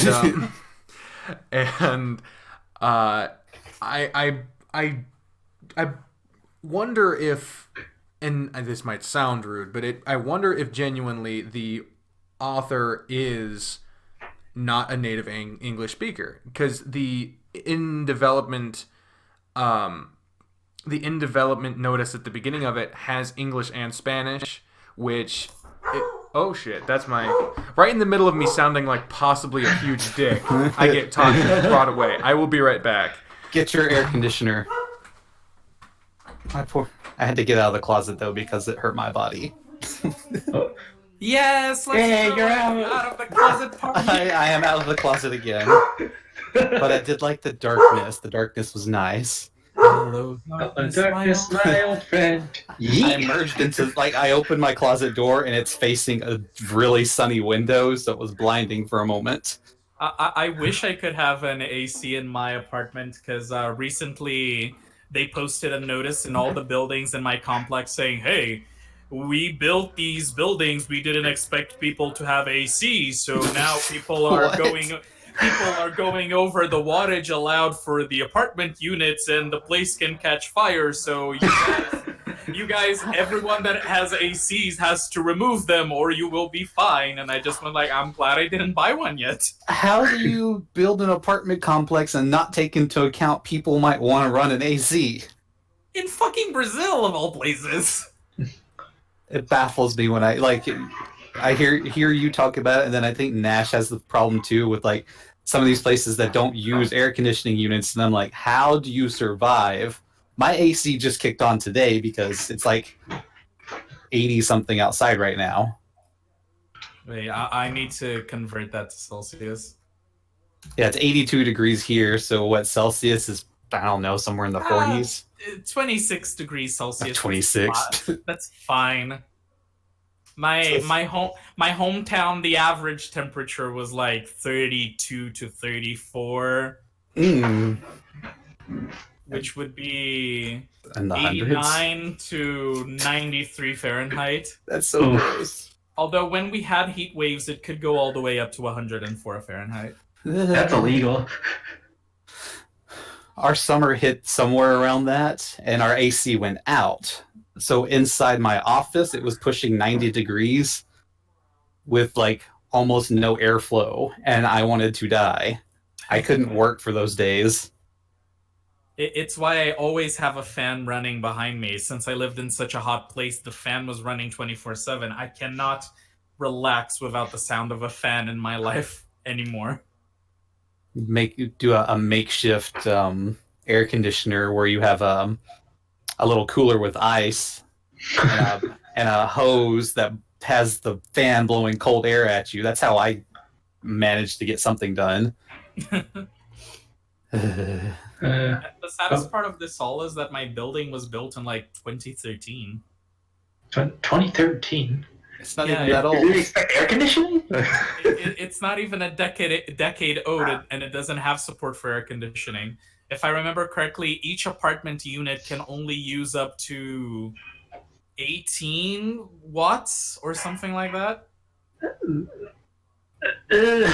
18 kilowatts, something like that. It's really, really little. Like, my computer on its own already uses 1 kilowatt. Oh. Oh, and put Decker away. I can do work. I can actually type something and not feel guilty. Oh yeah, I probably should do that.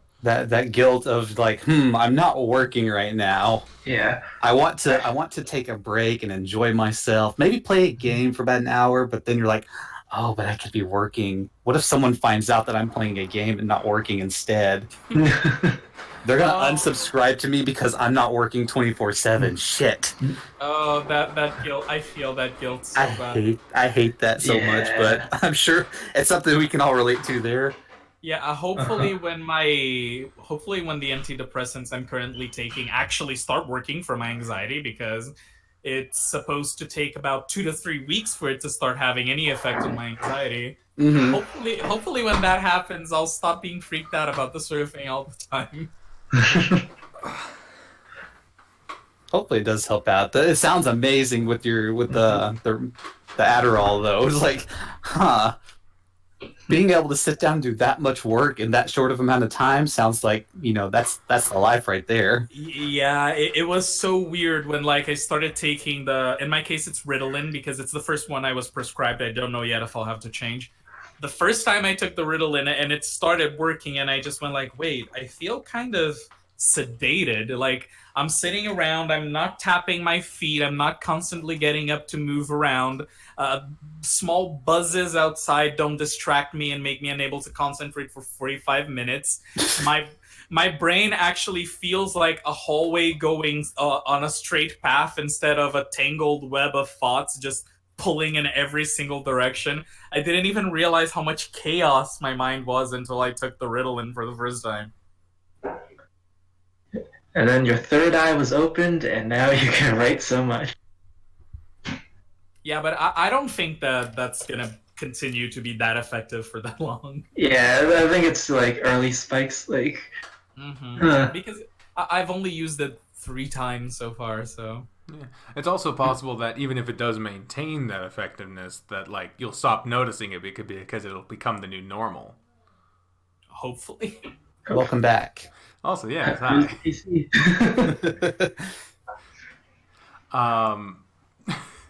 So I believe I was in the middle of possibly sounding like an asshole. What I was trying to get at is the story was has a lot of like typos, but it also has a lot of like grammatical errors, because there's a difference between like misspelling a word, and as I believe Basket, you mentioned earlier how in your early writing for 10 essays there were times where you just didn't know how to phrase something in a colloquial sense or a smoother sense in terms of English creative writing. Yeah, that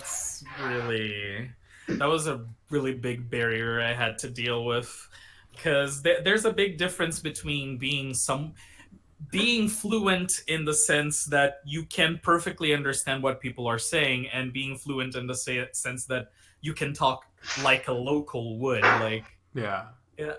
my accent, for instance, has gotten a lot better over the years, but I still don't sound like I could be confused for an American. I mean, Americans sound all kinds of different. They're all over the place. Half of them can't speak English anyway. True. I mean, shit, like, I never realized how much of a southern accent I had until I moved north. And I would just start talking what I thought normally was, and then people would be like, "Oh, howdy, huh?" I'd be like, "Shit, it's howdy. How do you do? It's a greeting. What the fuck?" They'd be like, "Howdy, good." I'd be like, "Jesus, the fuck." Wait, did you have a southern accent, or were you goofy?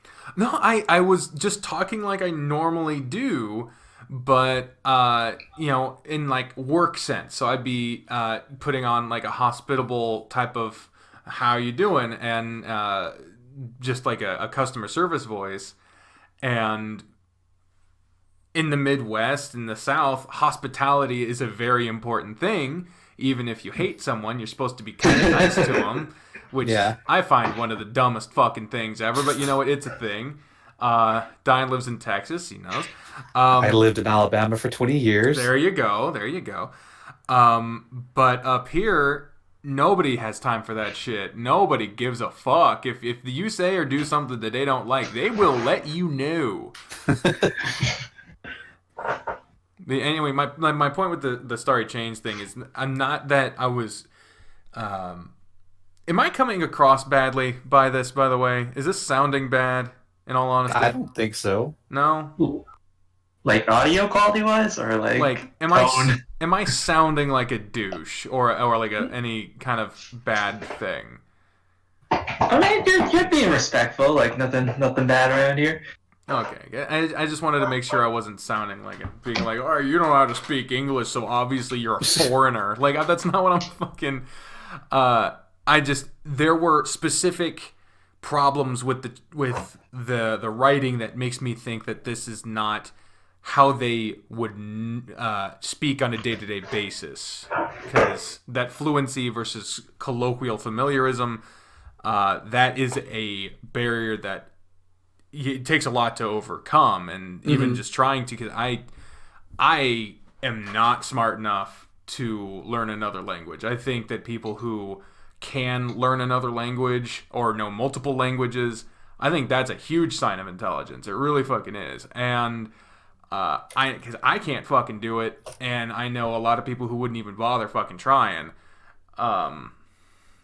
So yeah, I did try. I tried to learn Japanese, and I got pretty good familiarity with 2 of the 3 alphabets, but then that third one, fucking kanji. If anyone who's tried to learn Japanese, kanji is like the final boss of languages.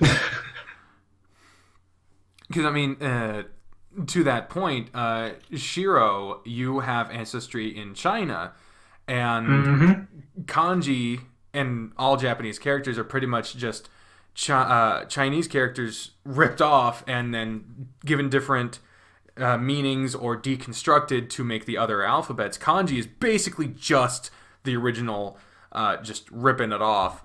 So you can attest that shit is not fucking kindergarten. That shit's like thermonuclear, biomechanical engineering levels of fucking... That's a lot. Yeah, I feel you. I grew up in China, and right now I know about like 10 words.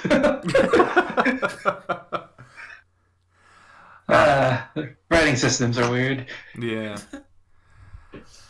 Well, Oh yeah, I remember I wanted to bring it to the possible controversy section of the interview. Ooh, spicy. Oh Lord. Because all three of you have faced various levels of controversy or various levels of things happening during the development of your game I that feel like I need to go back into the closet. I will not force or bring up any issue that is not welcome to speak of. I've already talked to you three before on all the above, and so I know what can and cannot be discussed at length, and I will not dare tread past that.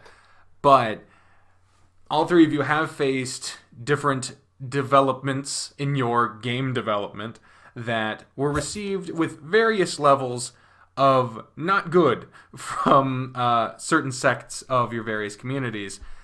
I wanted to know how these different things affected you and how you deal with those specific situations. I'm going to start with Shiro on this one because I feel like yours was a bit more tame. The one I'm thinking of was the big rewrite of Owen's route. Yeah, I rewrote like 40 pages for his route. Yeah. You took out a fan favorite sex scene and totally changed where that route was going. Yep. So the thing with the original Owen's route is that dropped off like the face of the earth for like the first 20 pages and you're just snooping around in his life, and I felt that wasn't you're not getting to know him very well. You're just kind of snooping around his house with Ginny most of the time. So yeah, I felt like the direction of his story was just totally off kilter. So I took an axe, I chopped it off, and I rewrote it from the beginning. Controversy rise, it wasn't that bad. Like, most people were understanding, some were disappointed, but whatever. My focus is mainly telling a good story instead of just gratifying sex scenes. I draw a lot of fan art, not like fan art, but like lewd art anyway, so they can get it if they want it. And I added the cut route back in like a cut content section in the game now, so like if they still want to see it, it's there. But like, yeah, I think for the most part, yeah. I wanted to ask about that as well, because that's an interesting route to go with. Because like on movies, on DVDs, you can see deleted scenes and bloopers and stuff like that. But in games, you don't usually get that. So what drove you to make that particular decision to have a cut content section, or to appease that level of your fans that want to still have that in the game, just not make it part of the canonical story? So for all the faults of the original Owens route, there were a couple of funny scenes in there that I was pretty proud of. I remember feeling really proud first played through it, and like you cackled so hard during the motorcycle scene, which that was probably one of my favorites. But like, there were a lot of story issues with the route, but there were a lot of good moments too. And so I just added in there with like a footnote that's like, hey, this content has been cut. Here are the reasons why. And I know y'all here for the sex scene, so your main character's name has been renamed to like, I don't know what did I write, like Thoughtalicious or something like that. I don't know. Like when you re-access the content, your main character's name just gets changed, like Thoughtenstein or something like that. I wrote something stupid, but like, yeah. I think it's just like a fun thing to throw in there for the fans. But other than that, I don't think it caused too much controversy. Like, Okay. Basket. Oh no. I don't have a walk-in closet. Can I hide in the bathroom? Go right ahead, wherever you feel the most safe. Turn on a cold shower, sit there and cry. Just let it out. I don't know, had I even started playing Tennis Ace when I started getting messages? No, and I really don't like remembering that. Yeah, I won't bring up what specifically went down, but how did you deal with that? How did you move on from it? Obviously, you have moved on, but like, how did you go from that to now? Uh, that is how I dealt with it isn't exactly a very fascinating thing because before I didn't really know the explanation why. Now that I know I have anxiety, I it probably was because of that, but I basically just broke down. At that time, my stress was at such an all-time high that was I was having trouble even functioning as a normal human being, and I was getting close to developing gastric ulcers from stress, which is Jesus, something that runs in my family. So good lord. yeah, I hit the jackpot on serious diseases running in the family.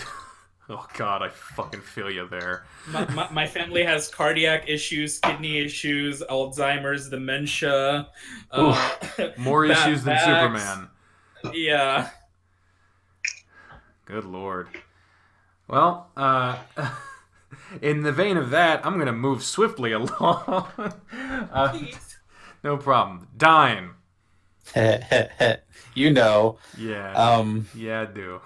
my big problem, if the other two aren't aware of, would be when I transitioned from one artist to my current artist. Mm-hmm. We had a little bit of a falling out, and we went through an art change, which is still not complete because just finding the time to do so is a pain. Oh yeah. But I'm still it's 2 years. It's been over 2 years now since I swapped artists, and I'm still getting people commenting on it periodically. It's not as frequent, but it's still a thing that bugs me. How did I get past it? I stopped going to external sites completely.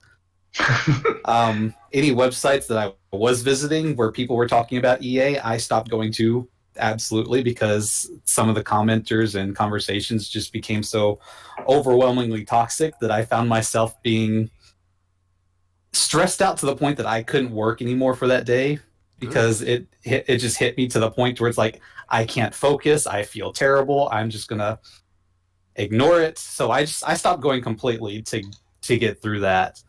I'm sure there's still people here and there that are like, "Oh, you changed the artist, why?" And I'm like, I don't care what you think at this point. Yeah. It's done. Stop clinging to this. Leave me alone about it. It's not going back. Yeah. It just got to the point where I just ignored it and just did what I wanted. That was how I got past it. And I think that's the best thing to do. Because I know that a friend of the community, and of course all people should check out their work. The dev of the Hayseed Night, Sandra, they went through a pretty noticeable art change for the main character. Oh yeah. And even now, I feel like they're still working on dealing with the backlash, because every once in a while I'll just pull up Twitter and they're on there like, stop fucking telling me that my main character isn't a bomber anymore. I fucking get it, Jesus. And I'm like, whoa, god damn. Yeah, they still have to deal with that trash from time to time. Yeah. So yeah, it is not fucking easy, but I commend all of you for getting past it in your own ways and coming out the other side, still producing some of the most defining work in this entire fucking genre. You three are some of my favorite authors of all literary work. And no fucking kidding here. And I'm not a fucking rube who doesn't read ever. My favorite book of all time is Frankenstein by Mary Shelley. What? Okay, Kiss Ass. How about Suck Dick? That's more familiar territory for this group. It is Spicy. I mean, hey, I was going to say something else too, and I forgot now. Oh, I'm sorry. Oh no! Now I remember, because it's based on that topic. Is that I had somebody send me a message within the past couple of weeks that they wanted access to a download to a version of the game that's over 2 years old at this point. Jesus. Oh, Just because they want the old art assets. And I'm like, that doesn't exist. It's 2 years old. Why do you think this is a thing? Christ. just be like, I'll sell it to you for $400. You can play it to your heart's content.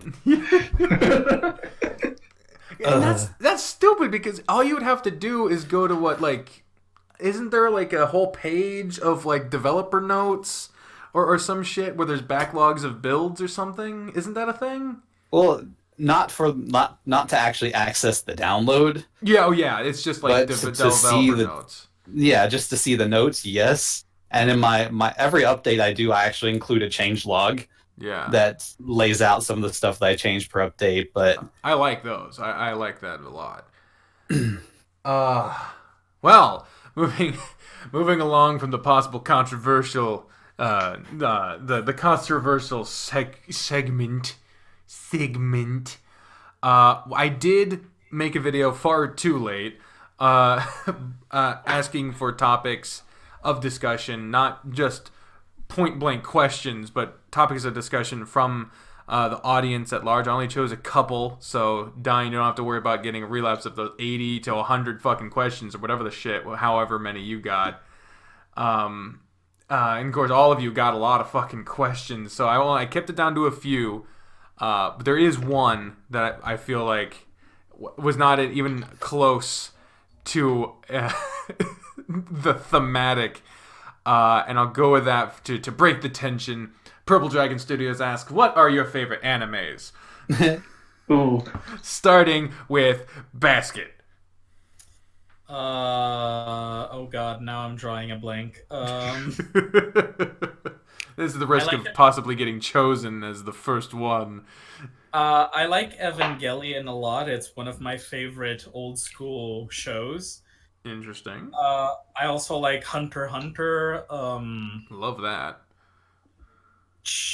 I tend to like sports anime in general, which is something I'm pretty sure most people aren't going to be surprised by, considering, you know. Tennis ace. Yeah. I also used to really like Yu-Gi-Oh! As a child, but I don't watch that anymore. Yeah. Card games on motorcycles. card games on motorcycles. I unironically liked that season, okay? Oh god, Yu-Gi-Oh! Abridged is just an absolute joy. There's a voice from that series that I unabashedly just ripped off and am using now, and I won't point out which one it is, but for those who've seen the show, you'll be able to figure it out. Dine, what about you? Some of my favorites would be Full Metal Alchemist Brotherhood. I forgot about that. I really enjoyed Hunter x Hunter. I wish the ending would have been more, but I still liked it overall. Soul Eater, I loved. Oh my gosh, if you want to feel things, Your Lie in April. The music, the art, the story, I'm tearing up thinking about it. I loved every second of that show. Definitely, I'm still enjoying the Disastrous Life of Psyche K. Oh god, yeah. I've Did I gotten recommend back that into to that you? one lately, and I love it. It's so much fun. Oh god, yeah. Those are some of my more notable ones. I used to love Dragonball Z. That's what got me into anime, Mm-hmm. and it still holds a special place in my heart up until like the Cell Saga. After that, I don't care for it though. Ooh. But No love for yeah, the I didn't Boo care Saga. I didn't care for the Boo Saga myself or anything in GT and Super and Kai or whatever. Whatever it is now. Yeah. Yeah, but those are some of my. I like Trigun too. Trigun was really good. That was one of the first ones I actually. That's what got me into downloading anime. Was I downloaded all of Trigun and watched it with like LimeWire, Napster. You mean you bought it something. legally and Oh did no. no. No. I downloaded it all through like dial-up internet and Oh god. Ooh, hard mode.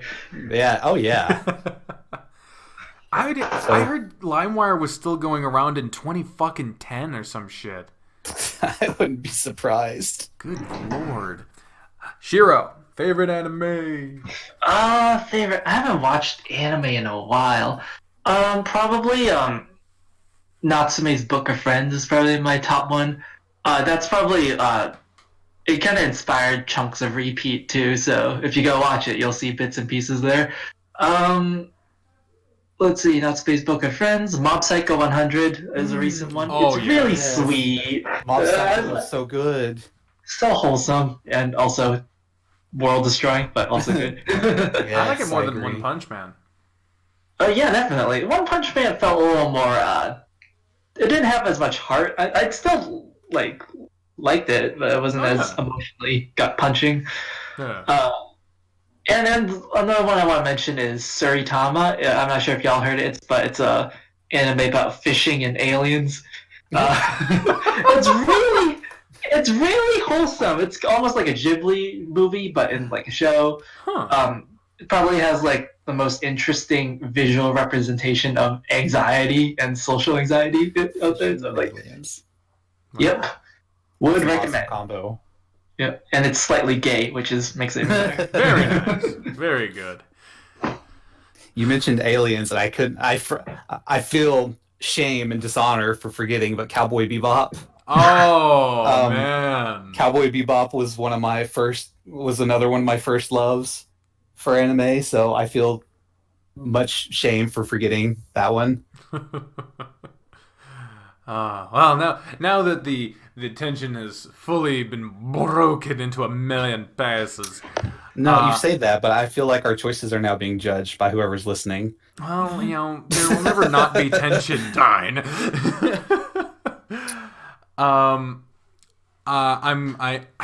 I've barely looked at the fucking notes that I made this entire time. We've been going for 2 hours, and I've barely looked at this fucking thing.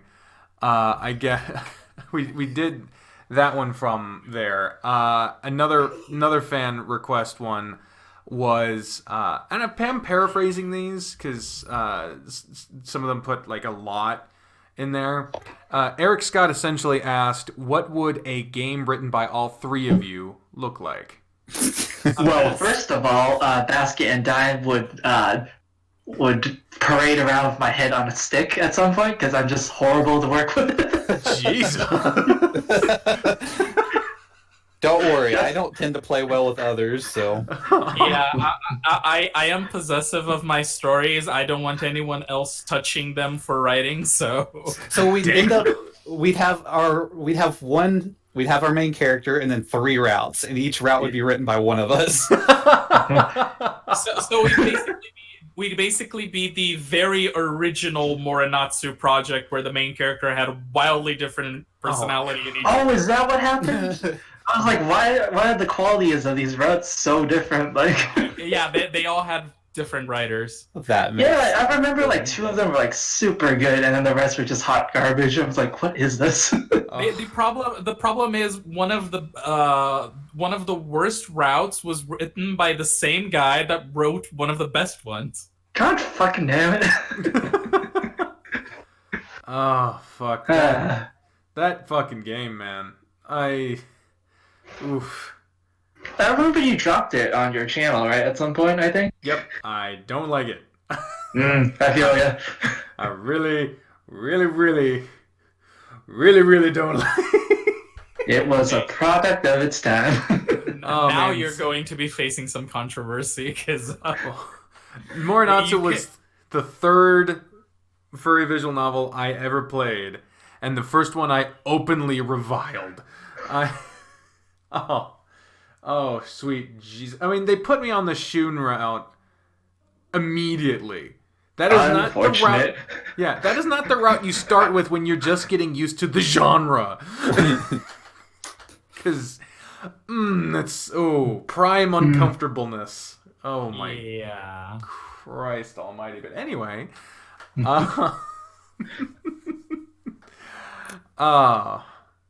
I'm looking at my notes trying to see, because we've touched on a lot of the things I wrote down without me even trying to, without me trying to go to them. Well, here's a good one that I wrote down. Me, good job, me. That how fucking self-aggrandizing that fucking possibly get. When you're working on a story, there's a lot of times where it just looks and feels like the Word document or the behind-the-scenes programming of Ren'Py or the drawing, putting everything together, the programming of it all, putting it all into one piece.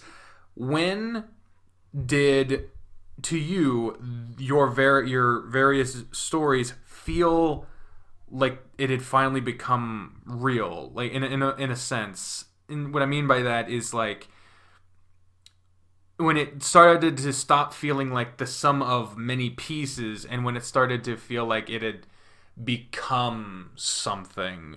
I've heard people say it was the first time they saw someone they didn't know playing it, when they just saw it all programmed together, or even just when they first saw art of it being made. When, for you, did it feel like your story was real in that sense? And we're going to start with Dine. Thinking about that one, that's a tough one. The first thing that came to mind was when I started getting consistent background work, because a lot of my early backgrounds were these really shitty 3D models I made in SketchUp, and they were horrendous. And then I got to the point where I just stopped making them completely, so I had a bunch of gray screens that would pop up. And when I got Gavel on board to start doing backgrounds, and he was popping them out like really quick, and I started getting them in, which at the same time that I picked up Jer Bear as my artist. And when those two, we started putting Jer's work on top of Gavel's work, and then I started getting music put in. I had a musician come in. All that stuff, at that point, I started to feel like, hey, this is a real project now. This is coming together as, what I saw as my vision. So it took a couple years at that rate. So yeah. You also made the risky transition from 4x3 to 16x9. Yeah, that was a huge change too, because it ruined a lot of my, like, I use a lot of scenes where you can click on stuff, so that fucked up a lot of things. Yeah, that's such a good change, though. As someone who's accidentally stayed at 3x4, fuck me. It was a very good change. I do not regret that at all.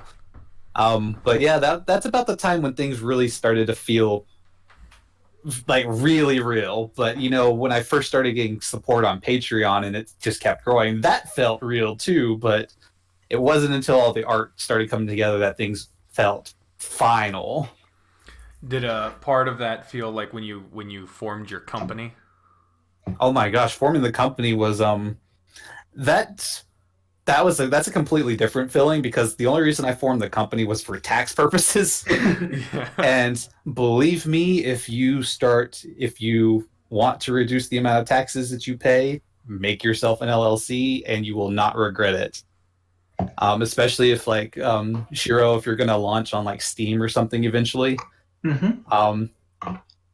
do make yourself a business for pass-through purposes. You will not regret it. I went from paying $10,000 2 years in a row in taxes. Yes, I paid $10,000 2 years in a row in taxes.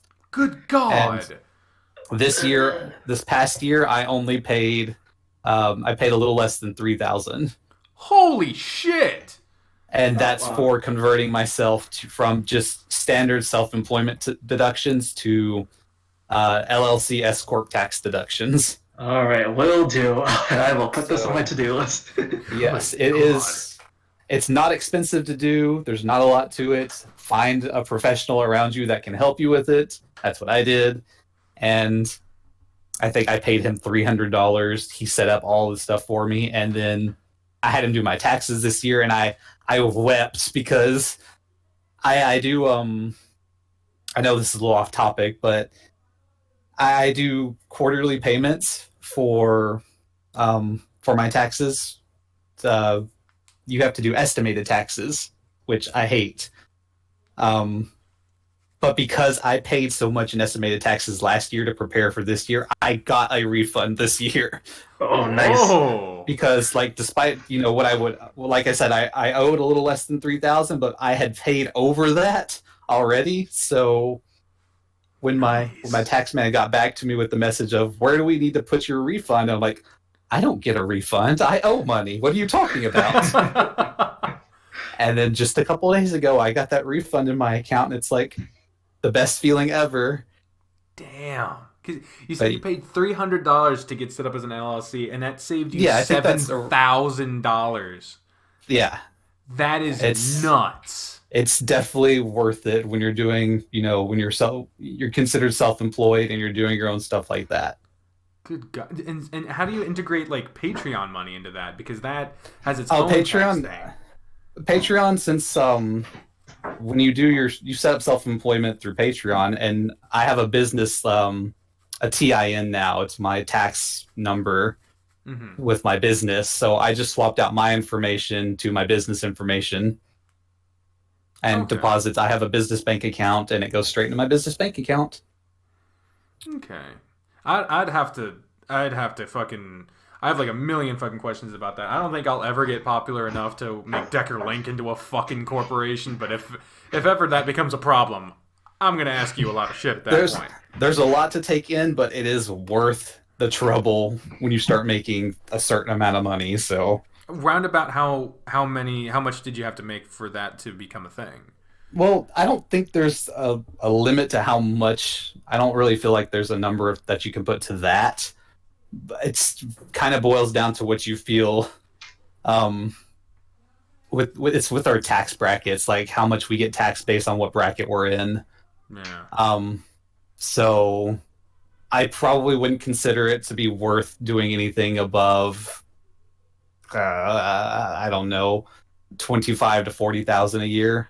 Oh yeah, I'm not even close to that. So yeah, I'm good. All right, same. So all right. going above that. That's why I said if you consider launching on Steam at some point, you'll want to do it before that, because you never know, it could explode on Steam. Yeah. Not only that, but like you're signing publishing rights with a company. You're gonna want to have corporate fucking representation on that, and so it's not just I sign with Valve. Like it's fucking. It makes it more official and a little more overall friendly to the experience, I imagine. Yeah, definitely something to do. Is that something that you're planning to launch on Steam upon completion? Yes. Does Steam allow porn games? Steam allows adult content, so... Oh, okay. Yeah. I will be putting it on Steam eventually. Nice. What the fuck was the original question? I don't know. I'm sorry. I derailed that one. No. I was very interested. Shiro, I believe I was going to come to you with when was the moment that you felt like Repeat had become real in the sense that it previously described? For me, Repeat still feels unreal. Okay. Look at all these issues. Why do people like this game? But I think the moment it became real is when I started receiving like fan mail and like messages, people saying like, "Oh, I really liked your game. It made me really emotional. I cried at this scene," or like, "I reached this scene and it scared the shit out of me."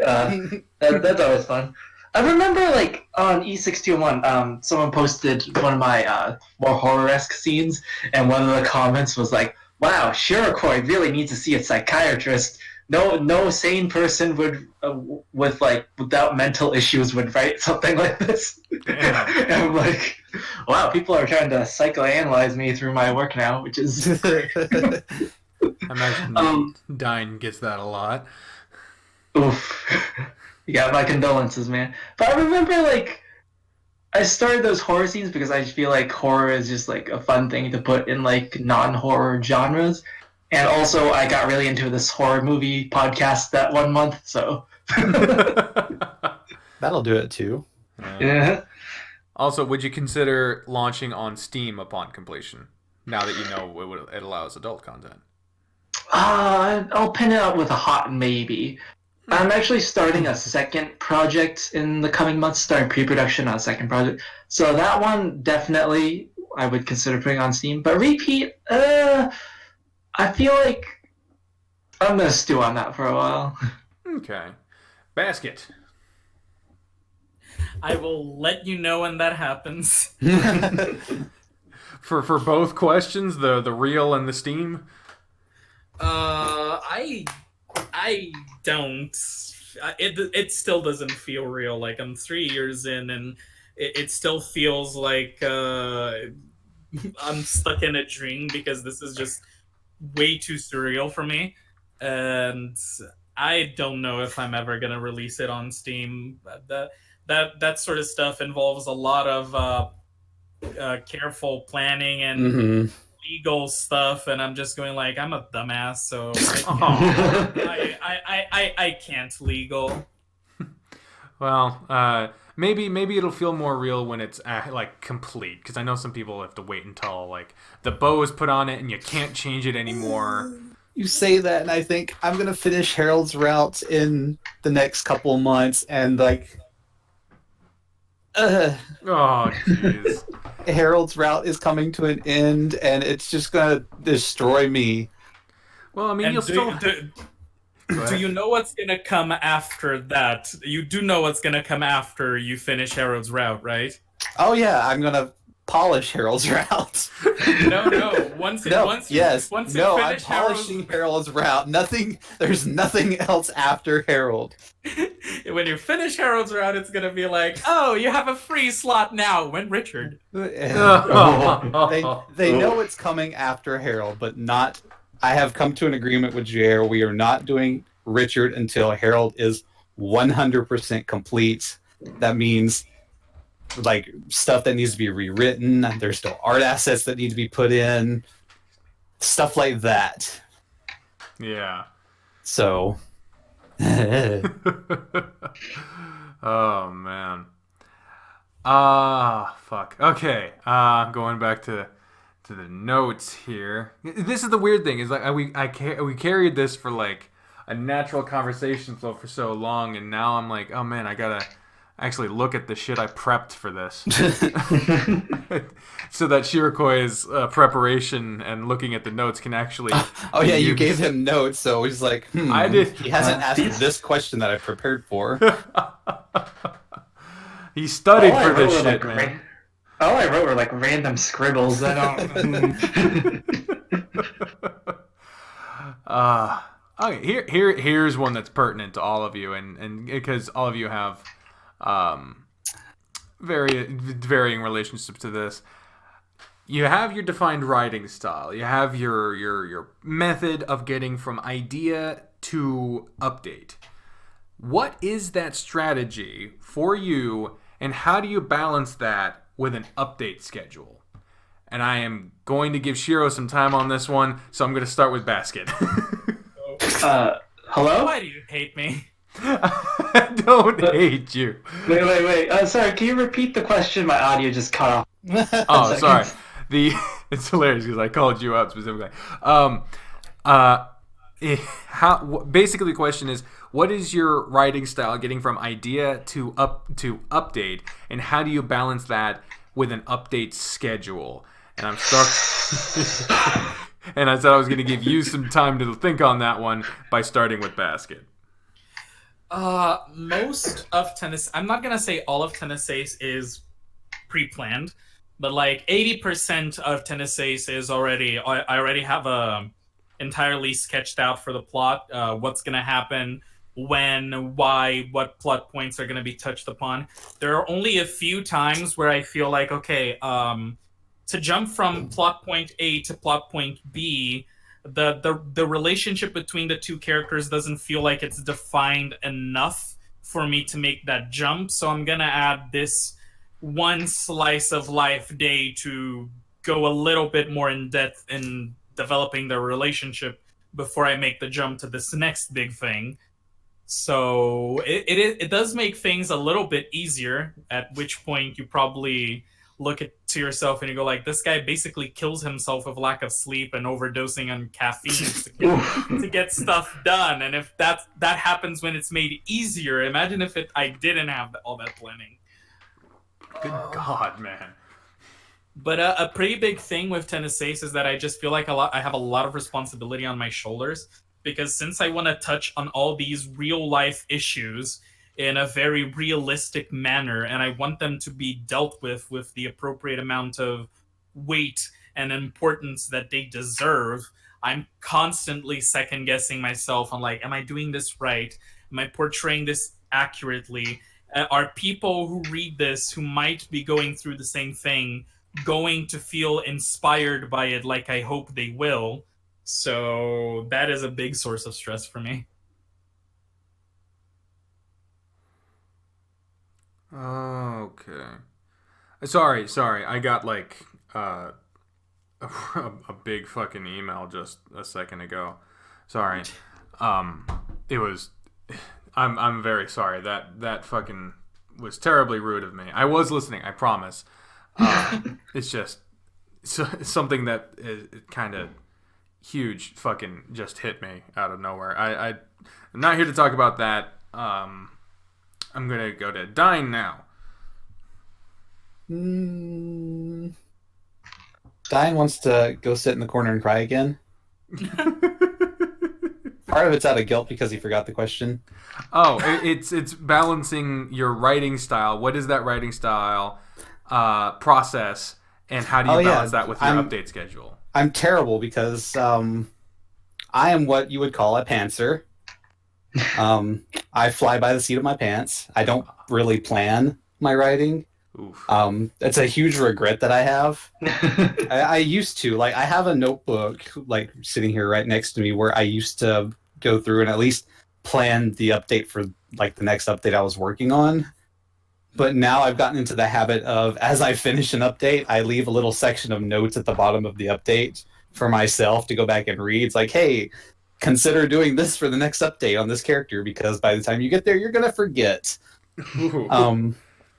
So that's the problem that I have with myself, that I'm really bad at planning. I have an idea, like I tell myself, this is kind of what I want to do for that day, and then everything else I wing it as I'm going.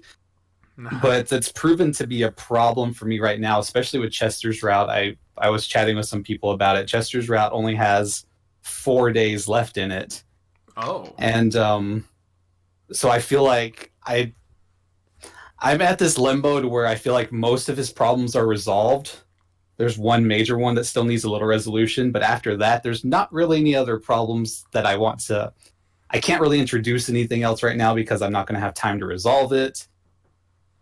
And then it's like, I guess the rest of his update's just going to be cutesy little date stuff with them. But that's kind of my approach. I just wing it as I go for the most part. I have a rough idea of what I want to do, but I don't really plan it. And then probably go back after it all to try to tie anything closer together. There will definitely be spots like that where I go back to tie it up and clean it up better. Yeah. But for future projects, I definitely plan on planning out a little better and having a better outline for what I want to do, because sometimes it's a nightmare. That's one of the reasons why I get stuck staring at the screen for a really long time, because I just don't know what I want to do. Shiro, it is your time. Yeah. So my writing style is to I know like the major events that need to happen for a certain character's route, so I write that down. And then I write down like an outline of here are the events that need to happen in between to lead to these certain points. And then I try to follow those outlines and write out a scene. But usually what happens is that I throw up a bunch of word vomit onto the screen. And then I let it sit there for like a couple days, and then I come back and edit it. Because for me, writing is horribly hard, but editing is a lot easier. So that's usually the way I do it.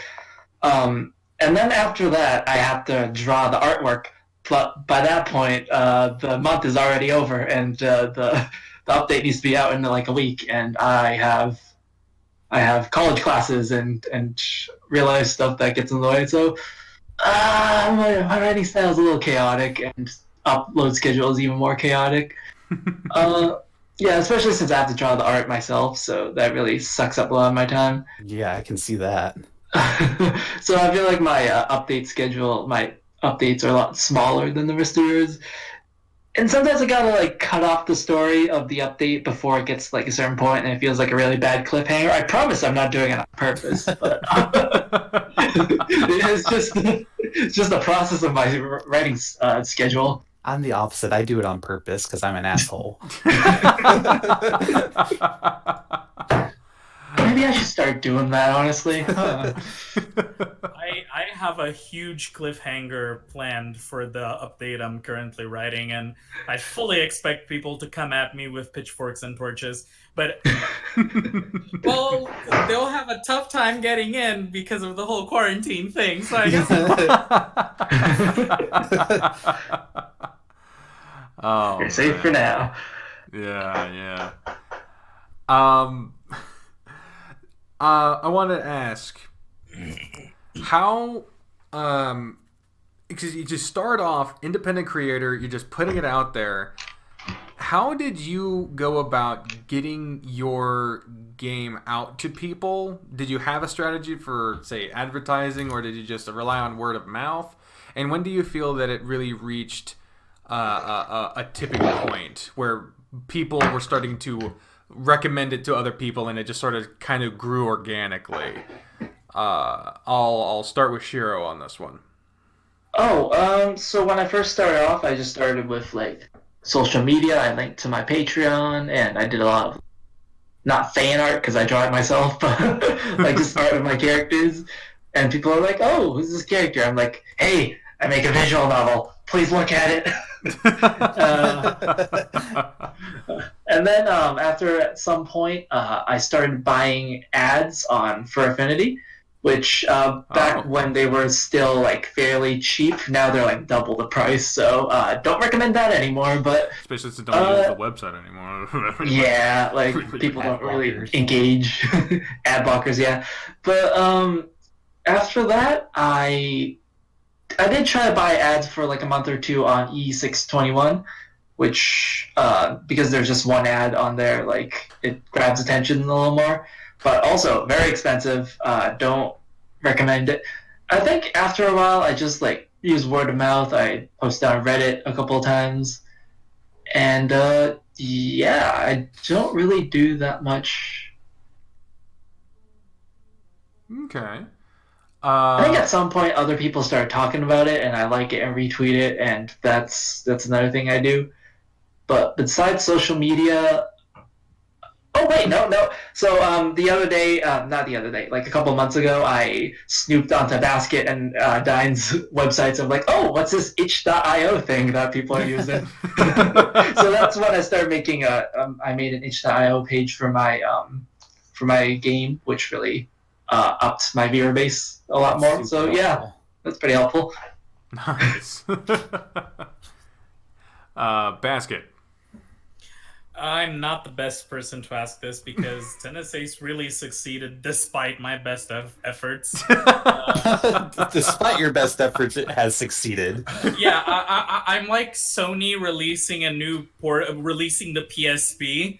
It's like they tried their damned hardest to kill it, and it still was successful. Because when I released Tennessee, I have really shockingly bad social anxiety. Like, people message me about Tennessee all the time, and it takes me 3 weeks to a month to finally have the courage to even open the message, let alone respond.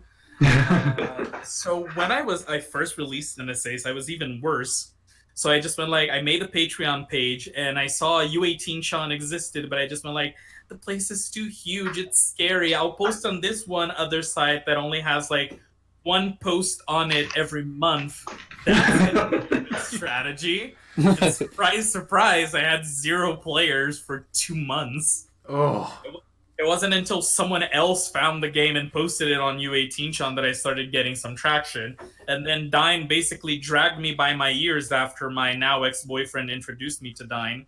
Dyn basically just went like, no, you're an idiot. Make an FA, make a Twitter, make an itch.io. Stop being stupid. Well, that brings us to Dyn, the mastermind of marketing, it seems. Yeah, whatever. So when mine started out, so a fun note about mine. So when I was building my Patreon page, Patreon assured me that nobody could find my page because it was marked adult unless I shared the link for it. So I was like, that's cool. I can work all I want on it. And then one day, mysteriously, I have a $10 pledge. It's like, who the fuck are you? Where did you come from? And how did you find me?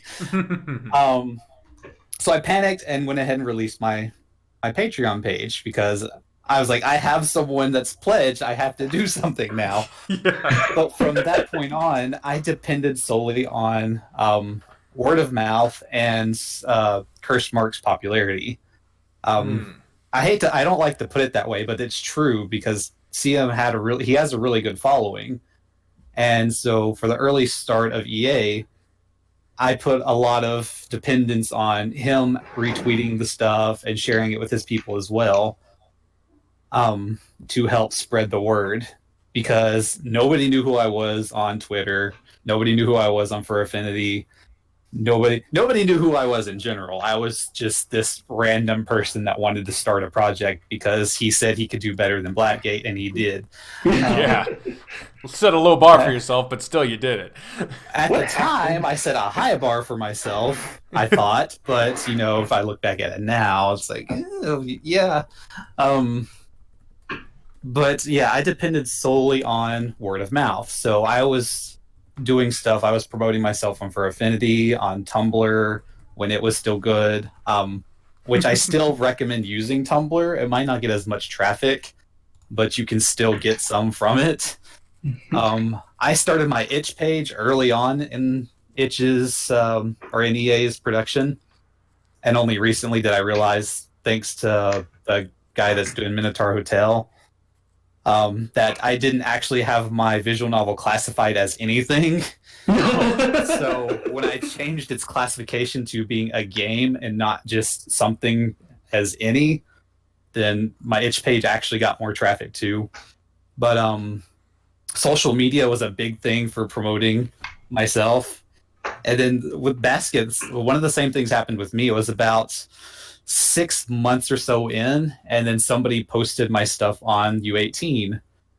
And with that, after it was posted on U18, I saw like nearly a double in my patronage. Whoa. Like my Patreon page kind of exploded once it was put on U18. Damn. And then I was trying to be active on U18 also. Like I was replying to people, and I communicated a lot. I think that was another thing that helps me out, was because I communicated with everyone that commented on something. I had something to say to them. But then U18 was also the website that stressed me out to the point that I stopped going to it. So Yeah. U18 got scary. I don't go there anymore. But occasionally someone will direct me to a comment there, and I'm like, nope, not gonna do this again. So, but yeah, that's how I just did it starting off. I just word of mouth and Kurtzmarked. Without that, I don't know if I would have gone anywhere, to be honest. So, damn. That's something about this overall discussion, is now that you are notable figures, your works are known. How does that feel to go from you could post somewhere and no one would think anything about who you were posting? It would just be what you said. But now, if say I or Uki or anyone is fucking live streaming, and then one of you fucking pop in the chat, all of a sudden, holy shit, the person! How is that feel to you now, and how do you struggle with the loss of anonymity in that sense? I'm gonna start I will start that for you, because this is fun. It's fun for me because I never thought something like that would happen. And like the first con I went to, the first person that noticed who I was from my name badge was on an elevator. I will never forget, because we were on an elevator, and as he was getting off, he turned and he saw my name badge. He's like, "You're Dynewulf, right?" And I'm like, "Yep." "You created this?" And I'm like, "Yep." And his friends were dragging him off the elevator, and he's like trying to talk to me, and I'm like, "Oh, my heart." It's like this random person on an elevator noticed who I was. And it's just this feeling of intense satisfaction. Oh, yeah. And then I find out something like when that's how I came to know working with Jer Bear. I found out Jer Bear was a big fan of my work, and I flipped the fuck out because I followed his work since like DeviantArt. Ooh. And I loved his art for the longest time. And then when I found out he was a fan, I like wet myself and was just beside myself with emotions. Him, there's a handful of other people. Azaghal was one of them. Mm-hmm. Like when I found out he was following me and I loved his art for the longest time, I cried, and it's just such a good feeling to when people recognize you for the work you've done. Like, I'm not an artist or anything, so I feel like it's really hard for us to get recognition as writers. But when people do recognize you for the work you've done, it's just this really, really good feeling. It is. I remember I was at MFF the first day. I was waiting in line, and someone came up and was like, "I know that fucking voice." I was like, "Whoa!" And it was weird. I hadn't expected that to really happen, so it was really cool. Yeah. Basket. This is another one of those situations where it still hasn't clicked in my mind yet that I have a somewhat big following, because it doesn't feel like something that should be real. I think the moment I was most shocked was when I just there was this one visual novel I started playing because of a friend's recommendation, and I really liked it. And I joined the visual novel server, and my nickname there was just Basket.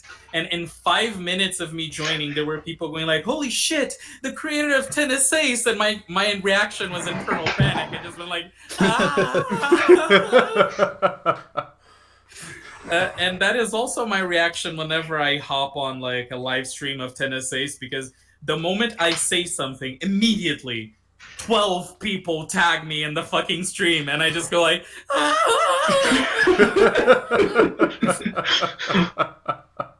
The recognition. That's the lesson here, folks. You see Basket around, leave him the fuck alone. I'm very anxious about dealing with strangers. I don't deal with it very well. Oh man, I fucking feel you there. Shiro. My reaction is mostly the same as join like a friend's Discord server, and then like I talk, and then people are suddenly screaming at me, and you know me, I don't chat much, and online, because it kind of stresses me out, and like I have a bad history of fans like just messaging me day in day out expecting me to respond. I'm just like, no, I mean, the slide in those DMs. Just close them. You'll be so much happier. I do. I think I turned off DM notifications, which is, if you message me, I'm sorry. I'm sure you mean well, but also, yeah. I did have a few like positive responses. Like occasionally, I'd go to a con and someone would like stop me in the hallway. It was like, "You're Shirokoi, right? I love your work." And I'm like, "Oh, thank you." And like other people are like, "Oh, are you the guy who wrote Repeat?" I'm like, "Yeah, I'm that asshole. Hello." Well, didn't you fuck a fan? Huh? Didn't you fuck a fan at a con? You'll need to be more specific. Wow. I got fucked by someone. or was it just like dick sucking? I don't remember. Like Cons are wild. Man. With that popularity comes the benefits. Yeah. I mean, I show my appreciation in different ways. Okay. Decker, what have you started? What did I start? He's the one posting the videos on Twitter of him You're the blowing one that people asked at about con- it. Yeah. Why the fuck wouldn't I ask about that?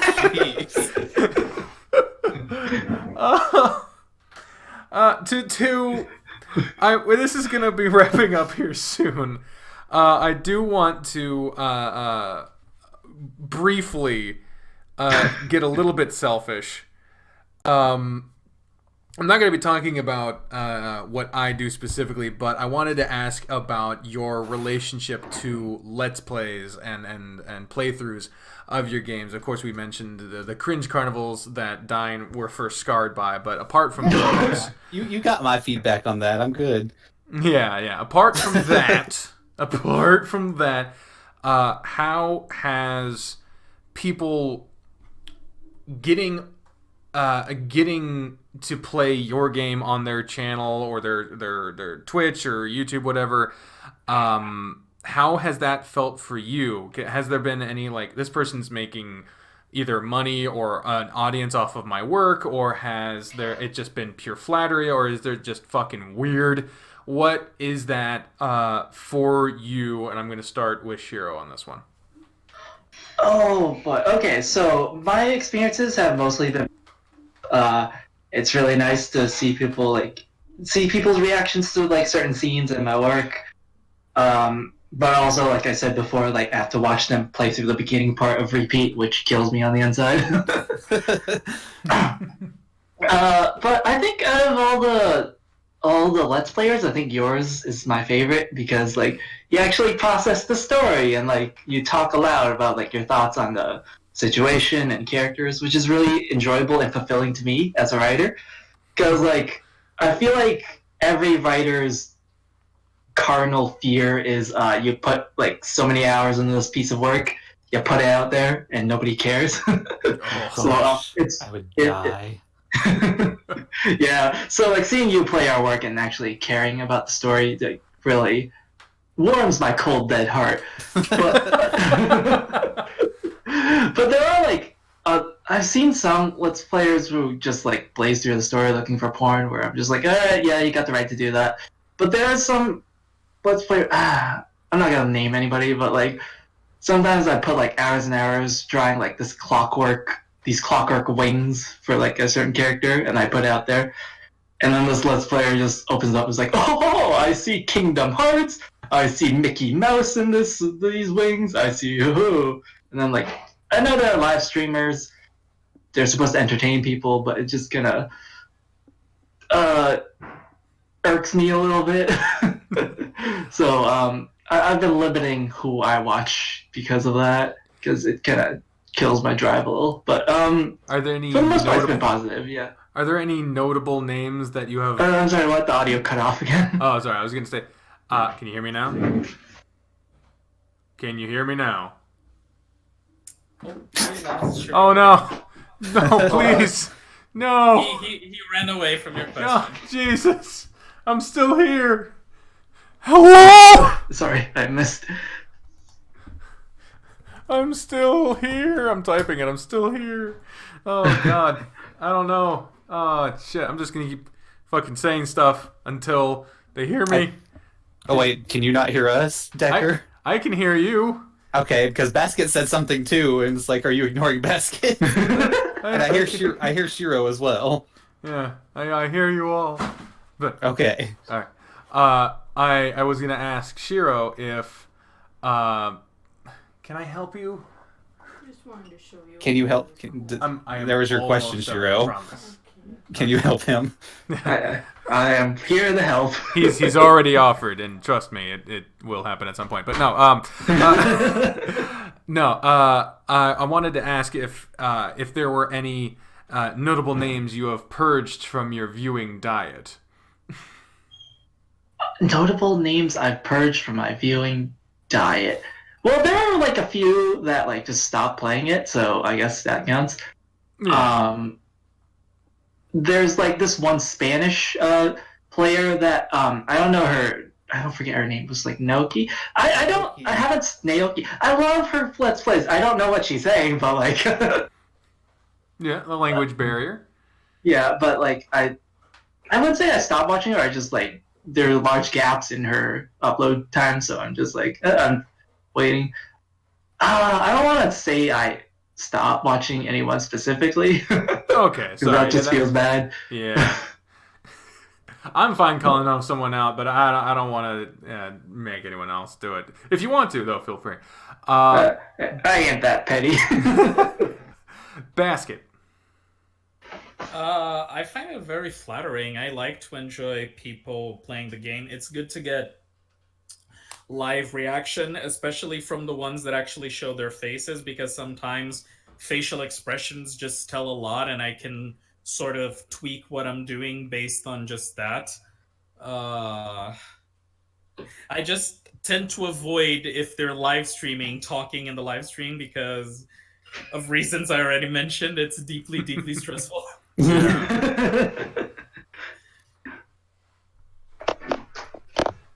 All right, and then Dine. I have mixed feelings for mine because where I do feel really flattered and in awe that people would actually want to stream my content, but at the same time I feel embarrassed when I listen to them because like I've listened to a lot of yours. And I feel just this when you read some of it off, I just feel the utmost embarrassment. I think to myself, it's like, I wrote that. And this person is reading it out loud to a whole bunch of other people. So I will sit here with my hand over my face, especially during sex scenes. That's the worst. And it makes me feel just like the deepest shame. But like I said, and at the same time, though, I'm flattered that someone wants to do this for my content. And it's really awesome, but I can't stand to listen to it sometimes because then I feel so embarrassed about it. I don't get anything done. I really like, Shiro mention it with you, Decker. I really like when you do our videos. Because there are some times when you do point out some of the deeper meanings and whatnot behind some things.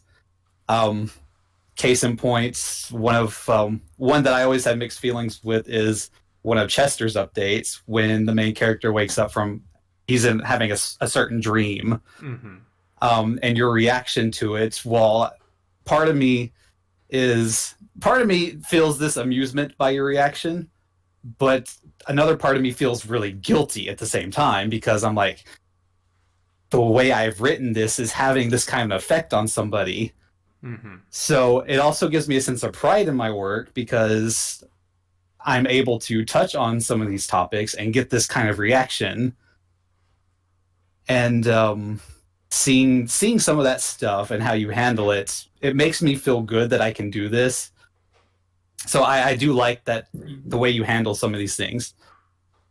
And then there are your moments though where it's like I want to smack him. Oh, like you mentioned it, like when you cling to a typo.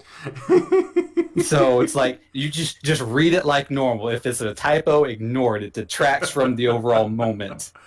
But aside from you, the only other person that I really have listened to on a regular basis, mostly because of Paul, would be Naoki. Because I love listening to her because she gets so into it sometimes. It's a lot of fun to see her reactions to some of these things. Nice.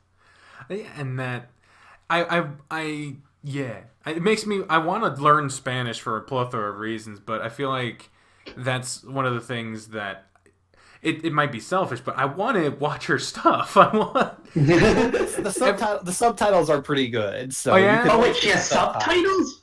Yeah. It's automatic YouTube. Yeah. Okay.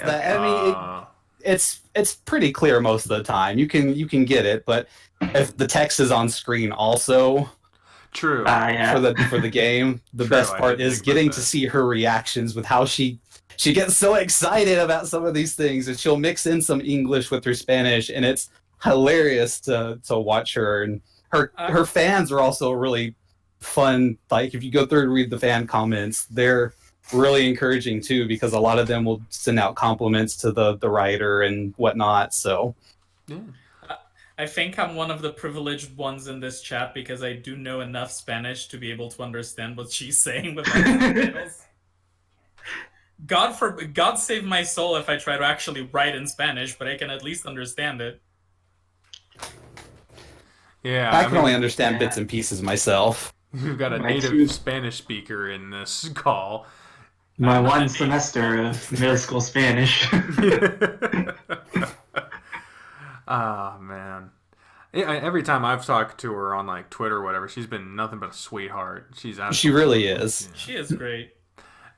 I guess the last question I want to leave off on is the looking forward, looking toward the future.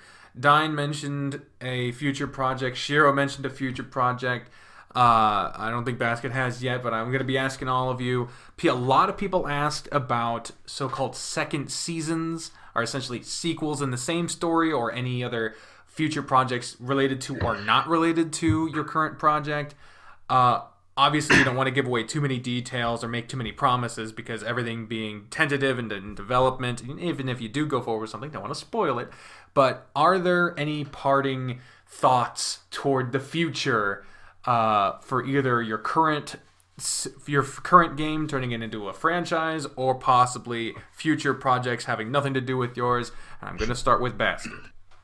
Oh, I'm not gonna have anything to do with continuing the Tennis world after I finish it. Once it's done, it's done. I'm moving on to possibly to a completely different genre. Like, I'm 99% sure already what I'm gonna work on after TA, and it's gonna be a fantasy story. But there's like that 1% chance that I'm not gonna go for that after all. But I do miss fantasy in general, because I'm actually not a romance writer. Part of the reason I started with Tennis was because I went like, hey, I'm a fantasy writer. I'm good at writing magic. I'm good at writing conflict. I'm good at describing scenarios and etc. But man, I suck at dialogue. And Same. so I had a list of stories in the back burner, because I keep a list of the stories that I come up with that I find nice. And I just went like, this is the one that would likely force me the most to work on my weaknesses, so I'm gonna pick this one out of the hat. That's a good reason. That's a good reason to choose something. Tennis was an exercise in improving my flaws in describing people and how they act. Nice. Dine. So when EA's done, EA's done. Chances are I won't go back to it either. Once I finish the routes, I do plan on doing I'd like to do some epilogue stuff, but it's still going to be contained within extracurricular activities. So, like Basket, I want to go more to fantasy, because fantasy was my thing. Like, I loved writing fantasy stories. I have a whole little world I've already developed that I'd like to do more with. I do my yearly mini projects for October. The last one was somewhat of a fantasy base, because I like the extra races that I get to play with, like dragons and orcs and minotaurs, stuff like that. There are those kinds of things that I don't really get to work with in EA that I want to work with. So once EA's done, I'm just going to call it there and then start on another project, which will most likely be fantasy based and adult content based, because I love being an adult content creator. Hell yeah. It's so much fun. Like, there's so much stuff that we get to bring to other people that nobody else does this stuff. So it's like we have these giants, we have so much we can play with. And okay, it's when so you said much we have fun. These giants. Yes, I We have know. these giant things we can play with. Yep. That's something people really like about my work, is that they have those giant things they can play with. But That's where I thought you were leading with that phrase. I love creating adult content, and I love that people can enjoy it as much as they do. Please don't tell me what you do with my content. I don't care about that. But yes, it's fun. I love doing it, and I look forward to doing more of that in the future. So nice. And Shiro. Not gonna lie, I have started pre-production on a second fantasy project. I guess that's a hot new thing, huh? For repeat, I was thinking after I finish it, I might do like a prequel novella kind of thing, where I talk about like some of the adult characters' backstories, but maybe not. I kind of want to wrap it up with a neat little bow. Yeah. But in like a month or two, Repeat's going on a temporary hiatus while I like contemplate while I rework some of the things internally of my process and what the story's going. And I'm starting pre-production on a second visual novel. It's gonna be like a fantasy D&D style kind of story. I think I already started posting some art of one of the characters. That hyena boy that's been popping off on my Twitter. It's basically the story of this hyena. He's the son of this barbarian mercenary. His dad wants him to be a barbarian, but he wants to be a bard and just play music and have fun. But something like that. Nice. And it's going to be very D&D inspired, so I feel like that's going to be a little fun little thing for me to work on. But yeah, that's where I'm going. Sounds like fun. Yeah. With these new projects, probably the most popular question was, how do you... Oh, am I gone again? I heard the echo from Basket. I can hear you. I'm still here. Shiro? Shiro? It was Shiro. Shiro! Dun, dun, dun, dun, dun, dun, dun. Oh, fuck. Shiro, when you're back, let me know.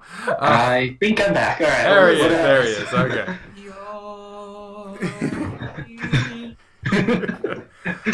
Probably the most popular question, and one that really I want to ask it not only because it's popular, but because it's something that probably is my biggest fucking creative flaw ever.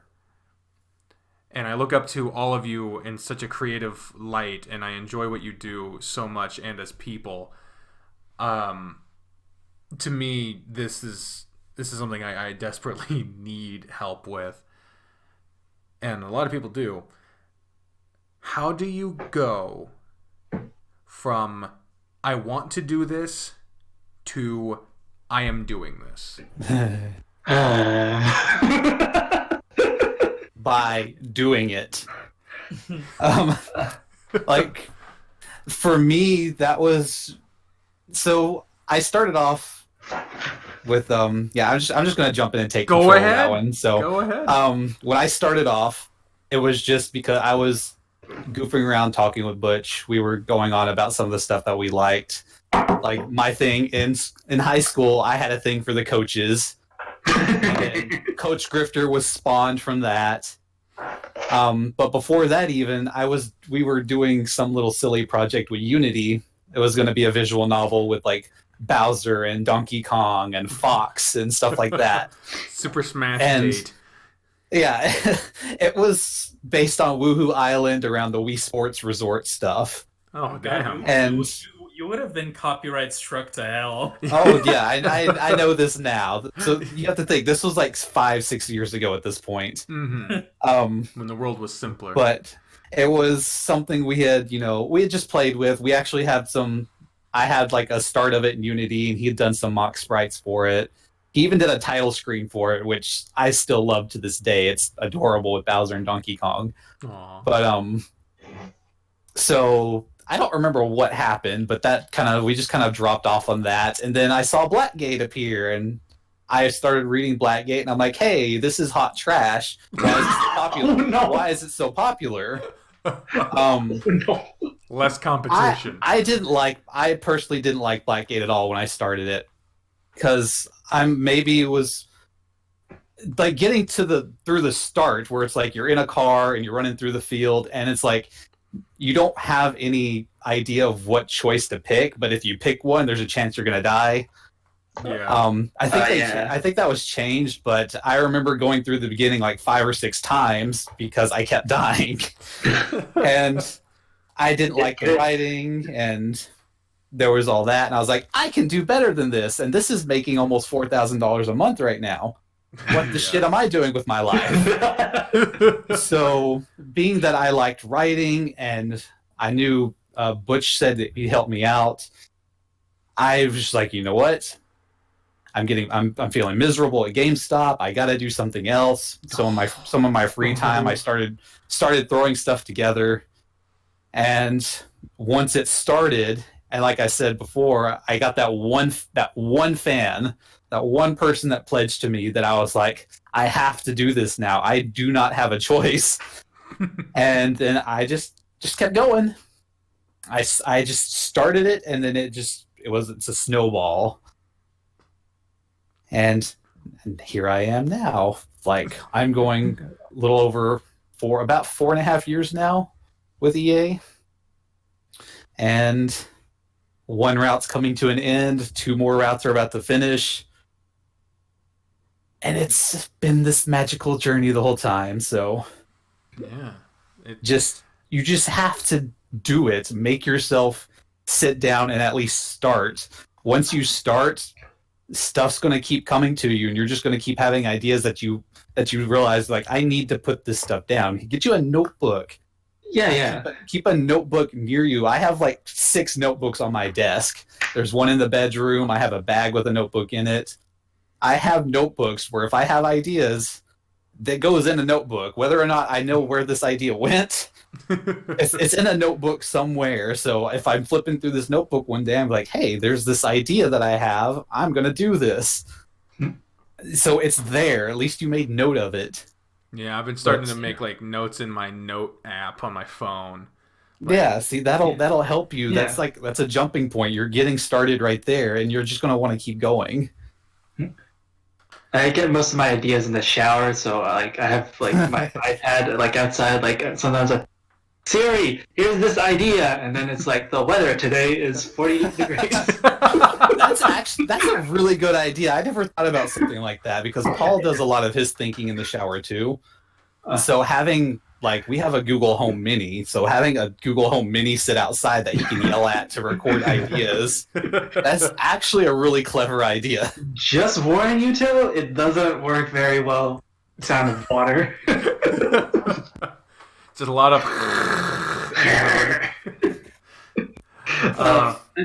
I think to hop off of what Dine said, you just gotta start, and when you start, it doesn't have to be good. Like I said earlier. And then cuts out. That's amazing. Hello.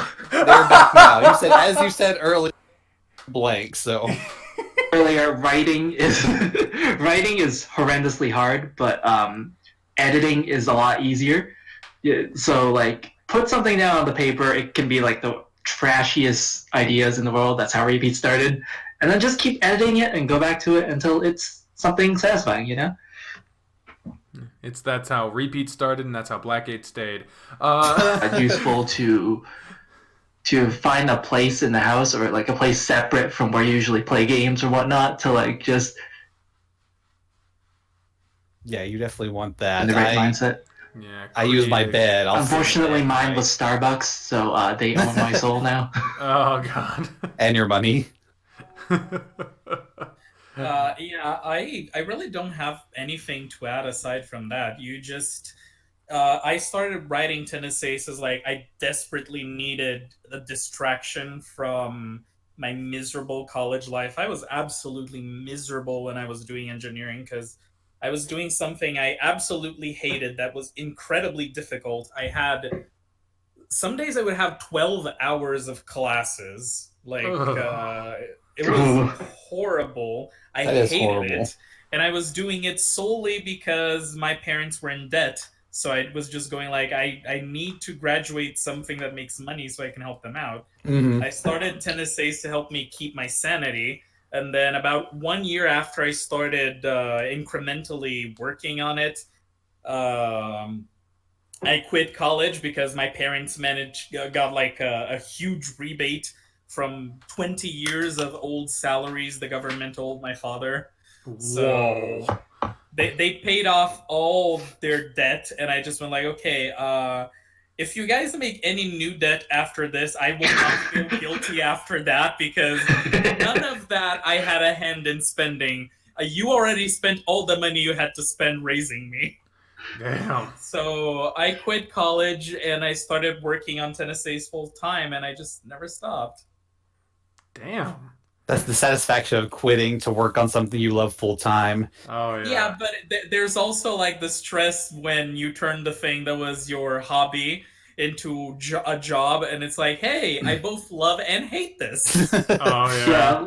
Yeah, like the boundary between personal time and work time just evaporates. Oh. Yeah, it's like, hey, I love my job, but I hate my job. Yeah, especially if you don't have that creative place, because then all of a sudden everywhere you used to relax is you should be working and you could be doing it right here, right now. Yep. Yep. Sometimes I go like on Grindr, hook, and I look, wow, this is 1 hour I've been spending writing. Like mid blowing someone, and you're like, Yeah, oh yeah, man, I should be writing something. Yeah. Your mind's not in this head. Oh no. Yeah.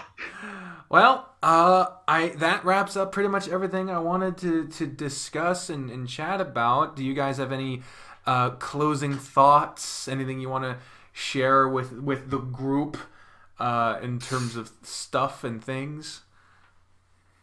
Don't want to lose you with the technical talk there, but parting thoughts. Trying to think of any. If I have questions, those two gave me some ideas for some of my future stuff. So in regards to group writing, like instead of writing just one-on-one dialogue, adding in some dialogues.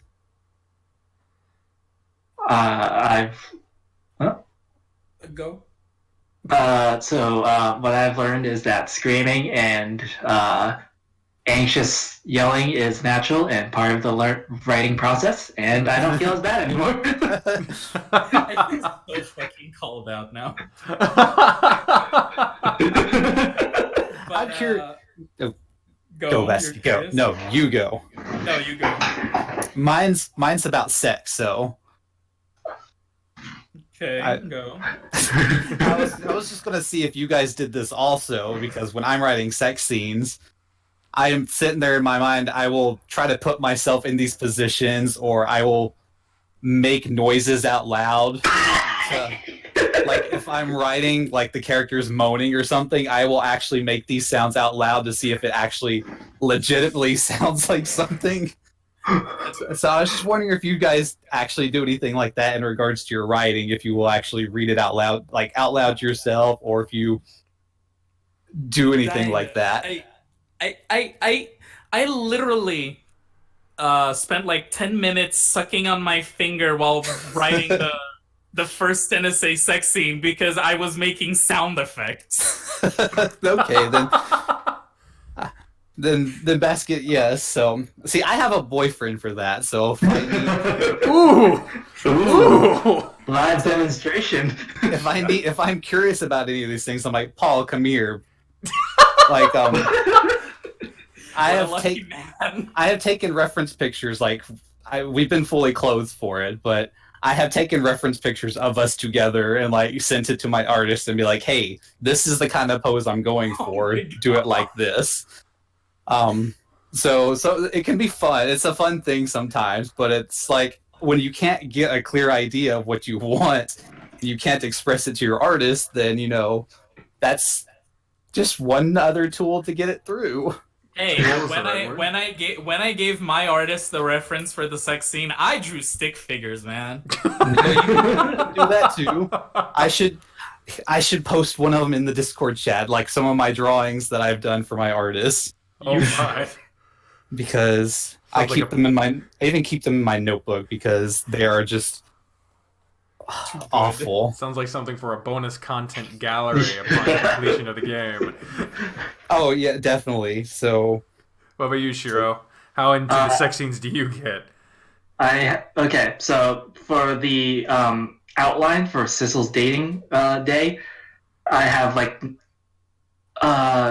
19 pages of outlines, and the sex scene takes up one line that says "they bang."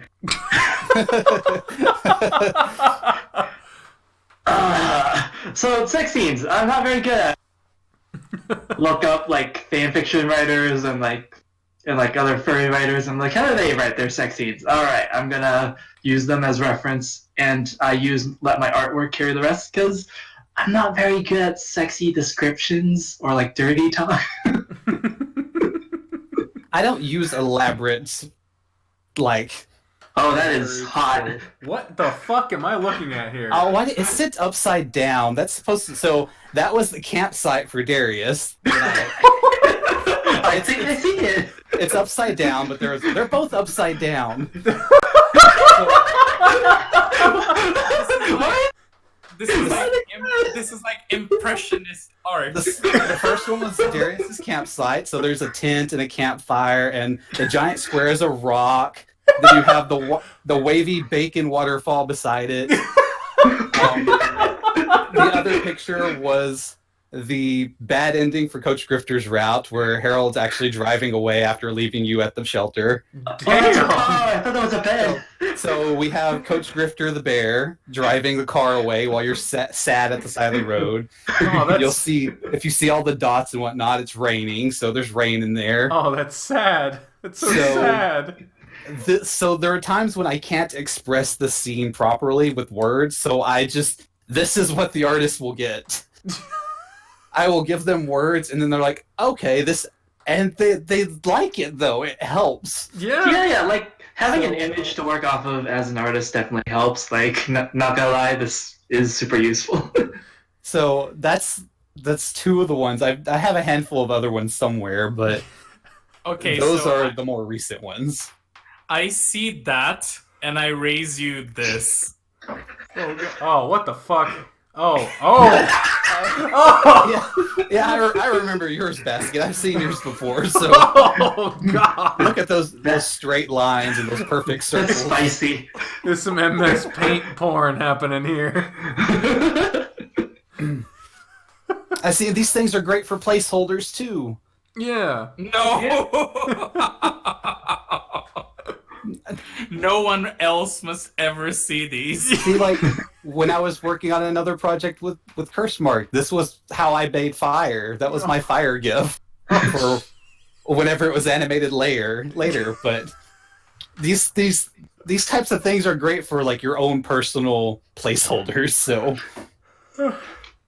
Oh, fuck. And they're always fun to go back and look at later when you see it and you're like, oh, Yeah. I made that. Like, I'm not an artist by any means, as you can clearly tell.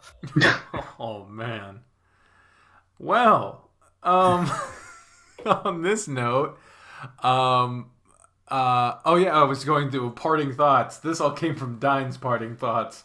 Sorry, I wanted to do something fun. Oh no! My parting thought of I have no complaints. I am pure joy right now. I'm waiting for Basket to start sucking on his finger, though. I will not do that. Just give me like one of those ASMR. There we go. I have a measure of professional decorum. Not much, but some. I do believe you are try. being interviewed by the trained unprofessional. Oh, fuck's sake. So, parting thoughts about Basket. Basket? Oh, God. Yeah, I'm trying to think now. I'm drawing a blank. I had something that I was going to say, but I got distracted with the conversation and forgot it. You're welcome. Mostly just that I like how much love the genre in general is getting. There are a lot of new games popping up recently, and they're all pretty unique. There are a few ones that I played that I really enjoyed, like Password visual novel, Minotaur Hotel, Killigan's Treasure. They're all very different from the norm of like what I'm doing, which is just, hey, high school dating, coming out. I feel so basic sometimes when I see these other ones now. Yeah. I do too. I want to start somewhere. Do you guys ever feel like the grandpas of the genre? Like, Yes. Who are all these creative youths? Get off my lawn. Basket with Killigan. Like, I saw Killigan's Treasure, and I saw like their battle system. Like, and I'm sitting here looking at myself. It's like, oh, I let you make like QuickTime events with like pressing A and S. It's like, man, I do nothing compared to some of these other ones now. Yeah, I feel so outdated when I see them, but they are legitimately great. So I love how much love the genre in general is getting, and I love just how much people can connect to it. My dream ever since I was a little kid was to be able to make stories that touch people. I apparently. People. I apparently grew up to make stories that touch people in a different way than I planned. That was a detour in the path. But still, I really love seeing just how affected people can become, how emotional they get when they read the stuff. I live for that sort of thing, and it's just nice being in this. Being right now, like in this world where a lot more creators interact with each other, it's just so much fun for me to get other people's point of view and talk to other creators and help each other with problems we might be having. I just find it really nice. A lot of people helped me when I was beginning my own road as a dev, and I like being able to give back to it. I'm the kind of person who, when I see someone struggling, I kind of try to help them, even if I myself am drowning. I'm just that kind of guy, so it's really nice for me. See, that's satisfying too. Like when I've heard a handful of people that I've helped in the past are like doing their own projects now, and a couple of them are actually seeing some really good success. And it's like this person tells me like, "Hey, you inspired me to do this," and it's like. You just like clutch your heart, and you're like, "Oh, my feelings." The creator of Password, you helped him when he was just starting, and like I talk to Grizz semi often, and every now and again he jokes about like, "Man, I wish I knew how to approach Dine so we could talk about baking." So if you ever listen to this, Grizz, I'm calling you out. Go fucking message Dine. He has messaged me. It's just I'm terrible at keeping a conversation. I'll admit I am really bad about it. I will go like I have a set of people I will talk to all day with, but then I'm terrible at it. I'm really bad at conversation, and I'm sorry for anyone else that listens to this and has tried to approach me. But I'm nice enough. I'm approachable. It's just I don't really. It just. Yeah. Shiro, parting words, parting thoughts. Okay, so not gonna lie, the audio cut off. So, do good stuff. I don't word good. We're writers. We don't word. We don't word good. He'll edit it later. Yeah. I'll just splice in the fucking speech from like Hammond or some shit, and then you can take bits and pieces of his dialogue and chop it up to where every word is from a different sentence. Yeah. Yeah, make a YouTube clip out of this. Just substitute his words for like the Google Assistant. Shiro, what are your final thoughts? Oh, thank you for asking, Decker. I would like to tell people to do a good job. I would like one pizza. And don't listen to other people also. If they try to put you down for your writings and go, anyone could write that, fuck that person. Yeah, well, they write it. That's something that I encountered so much. Like, oh, look at how much he's making with his visual novel. It's just a bunch of words and whatnot. It's like, bitch, I've put 1.3 million words into my story at this point. I'd like to see you do that. God, I'm still only sitting at 600,000. I'm at like 500,000 at this point. Yeah, I broke 1 million last year, and I was super excited. And by the time I'm done, I know I'll have broken 2 million at that point. Damn. But yeah, I have done 1.3 million at this point.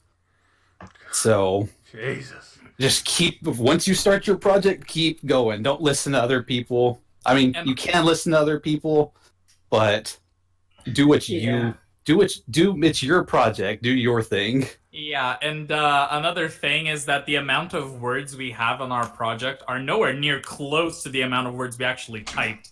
Because if you're asking me, for instance, I rewrite stuff so often that I could easily have typed like 15 times what I actually have in the project from just reworking the same scene over and Type over. delete, type delete, type delete. Yeah, That's whole pages into the trash can. That is a fucking nightmare.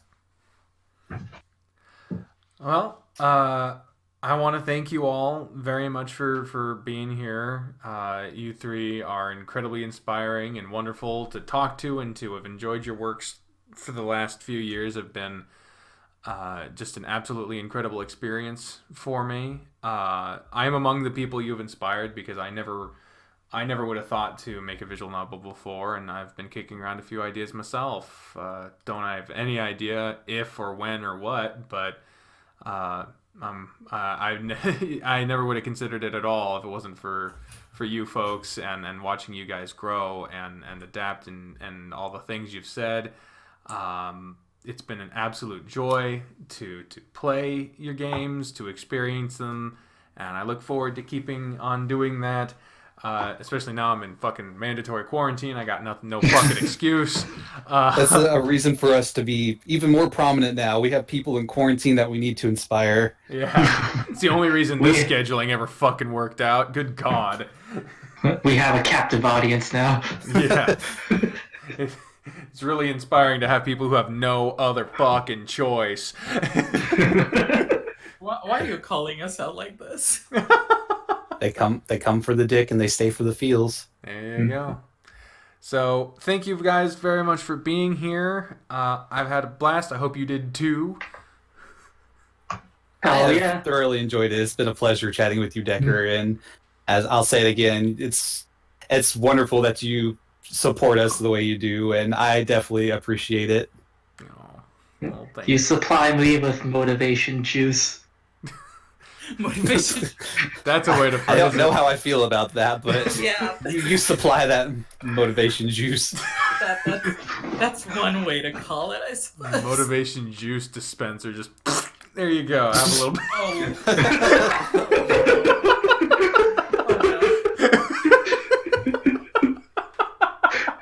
I don't have to go with that sound. Why? Yeah. God. Anyway. Why? Why indeed? That's the sentiment I want to leave on. Why? MCA. Oh shit! A little too on the nose. All right. Thank you all very much for listening out there. And on the second Dev Roundtable, I already have one confirmed guest for that one. Paul Diggs, the dev of Wolfstar Sins in Paradise, will be. My condolences. Okay, nice words for your boyfriend there. I love you. Joining him will be two others that have yet to be confirmed. I really enjoyed this. This was a fucking blast, so I can only imagine what that one's going to be like. Oh, I would be thrilled to see your next lineup myself, so I really hope it goes through. I hope so too. I've got my wish list is pretty enticing. But until next time, ladies and gentlemen, I have been the trained unprofessional Deckerling along with Shirokoi, Dynewulf, Basket. We have been us, you be you, and nothing else. And I'll talk to you next time. I don't know if this will ever fucking happen again with these three, but hey, we made this a yearly thing. I don't know. I'd do this shit again. It's fun. Yeah. Bye, everyone. Bye. Bye. The king of outros. All right. I don't know why. It just amuses me so much, Dine saying it's been fun when he went like to cry on the closet 5 times. The closet is a safe space. For me, it's my bed. I don't have one. I actually had to shove a computer casing out of the way so I could sit in the closet comfortably. Damn. Dine, no, you put so much effort into finally coming out. Don't go back in the closet. I did. That was a lot of work. Yeah. I still love my my parents' reaction to me coming out. My mother's reaction was to go like, "Honey, don't take this as a reflection of what I think of this, Oh no. but I need to smoke a joint right now." Damn. Damn. Jesus fucking Christ! And my dad's reaction was like, after my mom told him, because I didn't have the courage to tell him directly, it was to like 3 weeks later call me, and while he was talking to me, he just went like, "So, how's your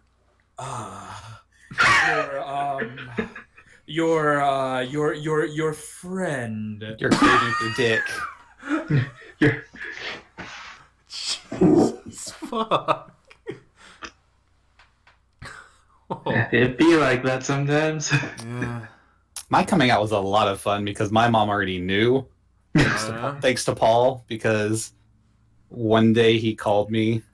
I was at dinner with my mom and a couple friends, and he called my cell phone. And my mom knew who Paul was at the time that I was talking to him. And I was like, "Oh, it's just Paul. Answer the phone while I'm, food in my mouth or something." And she answered, and Paul's first response is, "Hey, love, how's it going?" My mom's like, "Oh, I think you want Jonathan." and It was done for you. I didn't find out at the time. I didn't find out until a little bit later that this is how that conversation went. And then it's like, oh God, she knew for a little while at least. Oh man. So that was fun. Oh man. I am still in the closet family-wise. It's been fun. Best of luck to you. It's a mess, but like my dad only just found out like last year, and me and Paul are celebrating our 10-year anniversary this year. Oh damn. Wow. So it took him about 9 years to figure out, and when he did find out, he was like, "Another one?" Because my youngest brother is gay. Oh wow. So my family, my parents did good. My middle brother's at least bisexual, leaning more towards gay. So Oh, all damn. three of us like the dick. Yeah, that you're. Damn. My That's a lot of consistent roles right there. yeah, to me, it kind of feels like my parents also roll like they. It's like, oh, you need to roll at least a 15 for your child to not be gay, and then and then with my brother, my parents rolled exactly 15 because he's the most metrosexual dude I've ever met, but he's so great. So it's like my sister is a lesbian, I'm gay, and my brother is just like, "Oh, Cristiano Ronaldo, how I wish I had your bone structure." Oh man. Yeah, to me, it feels like my family kind of went like, my sister going, "I'm a lesbian," and then the rest of the family, "God damn it, does no one like dick in here?" And I just went like,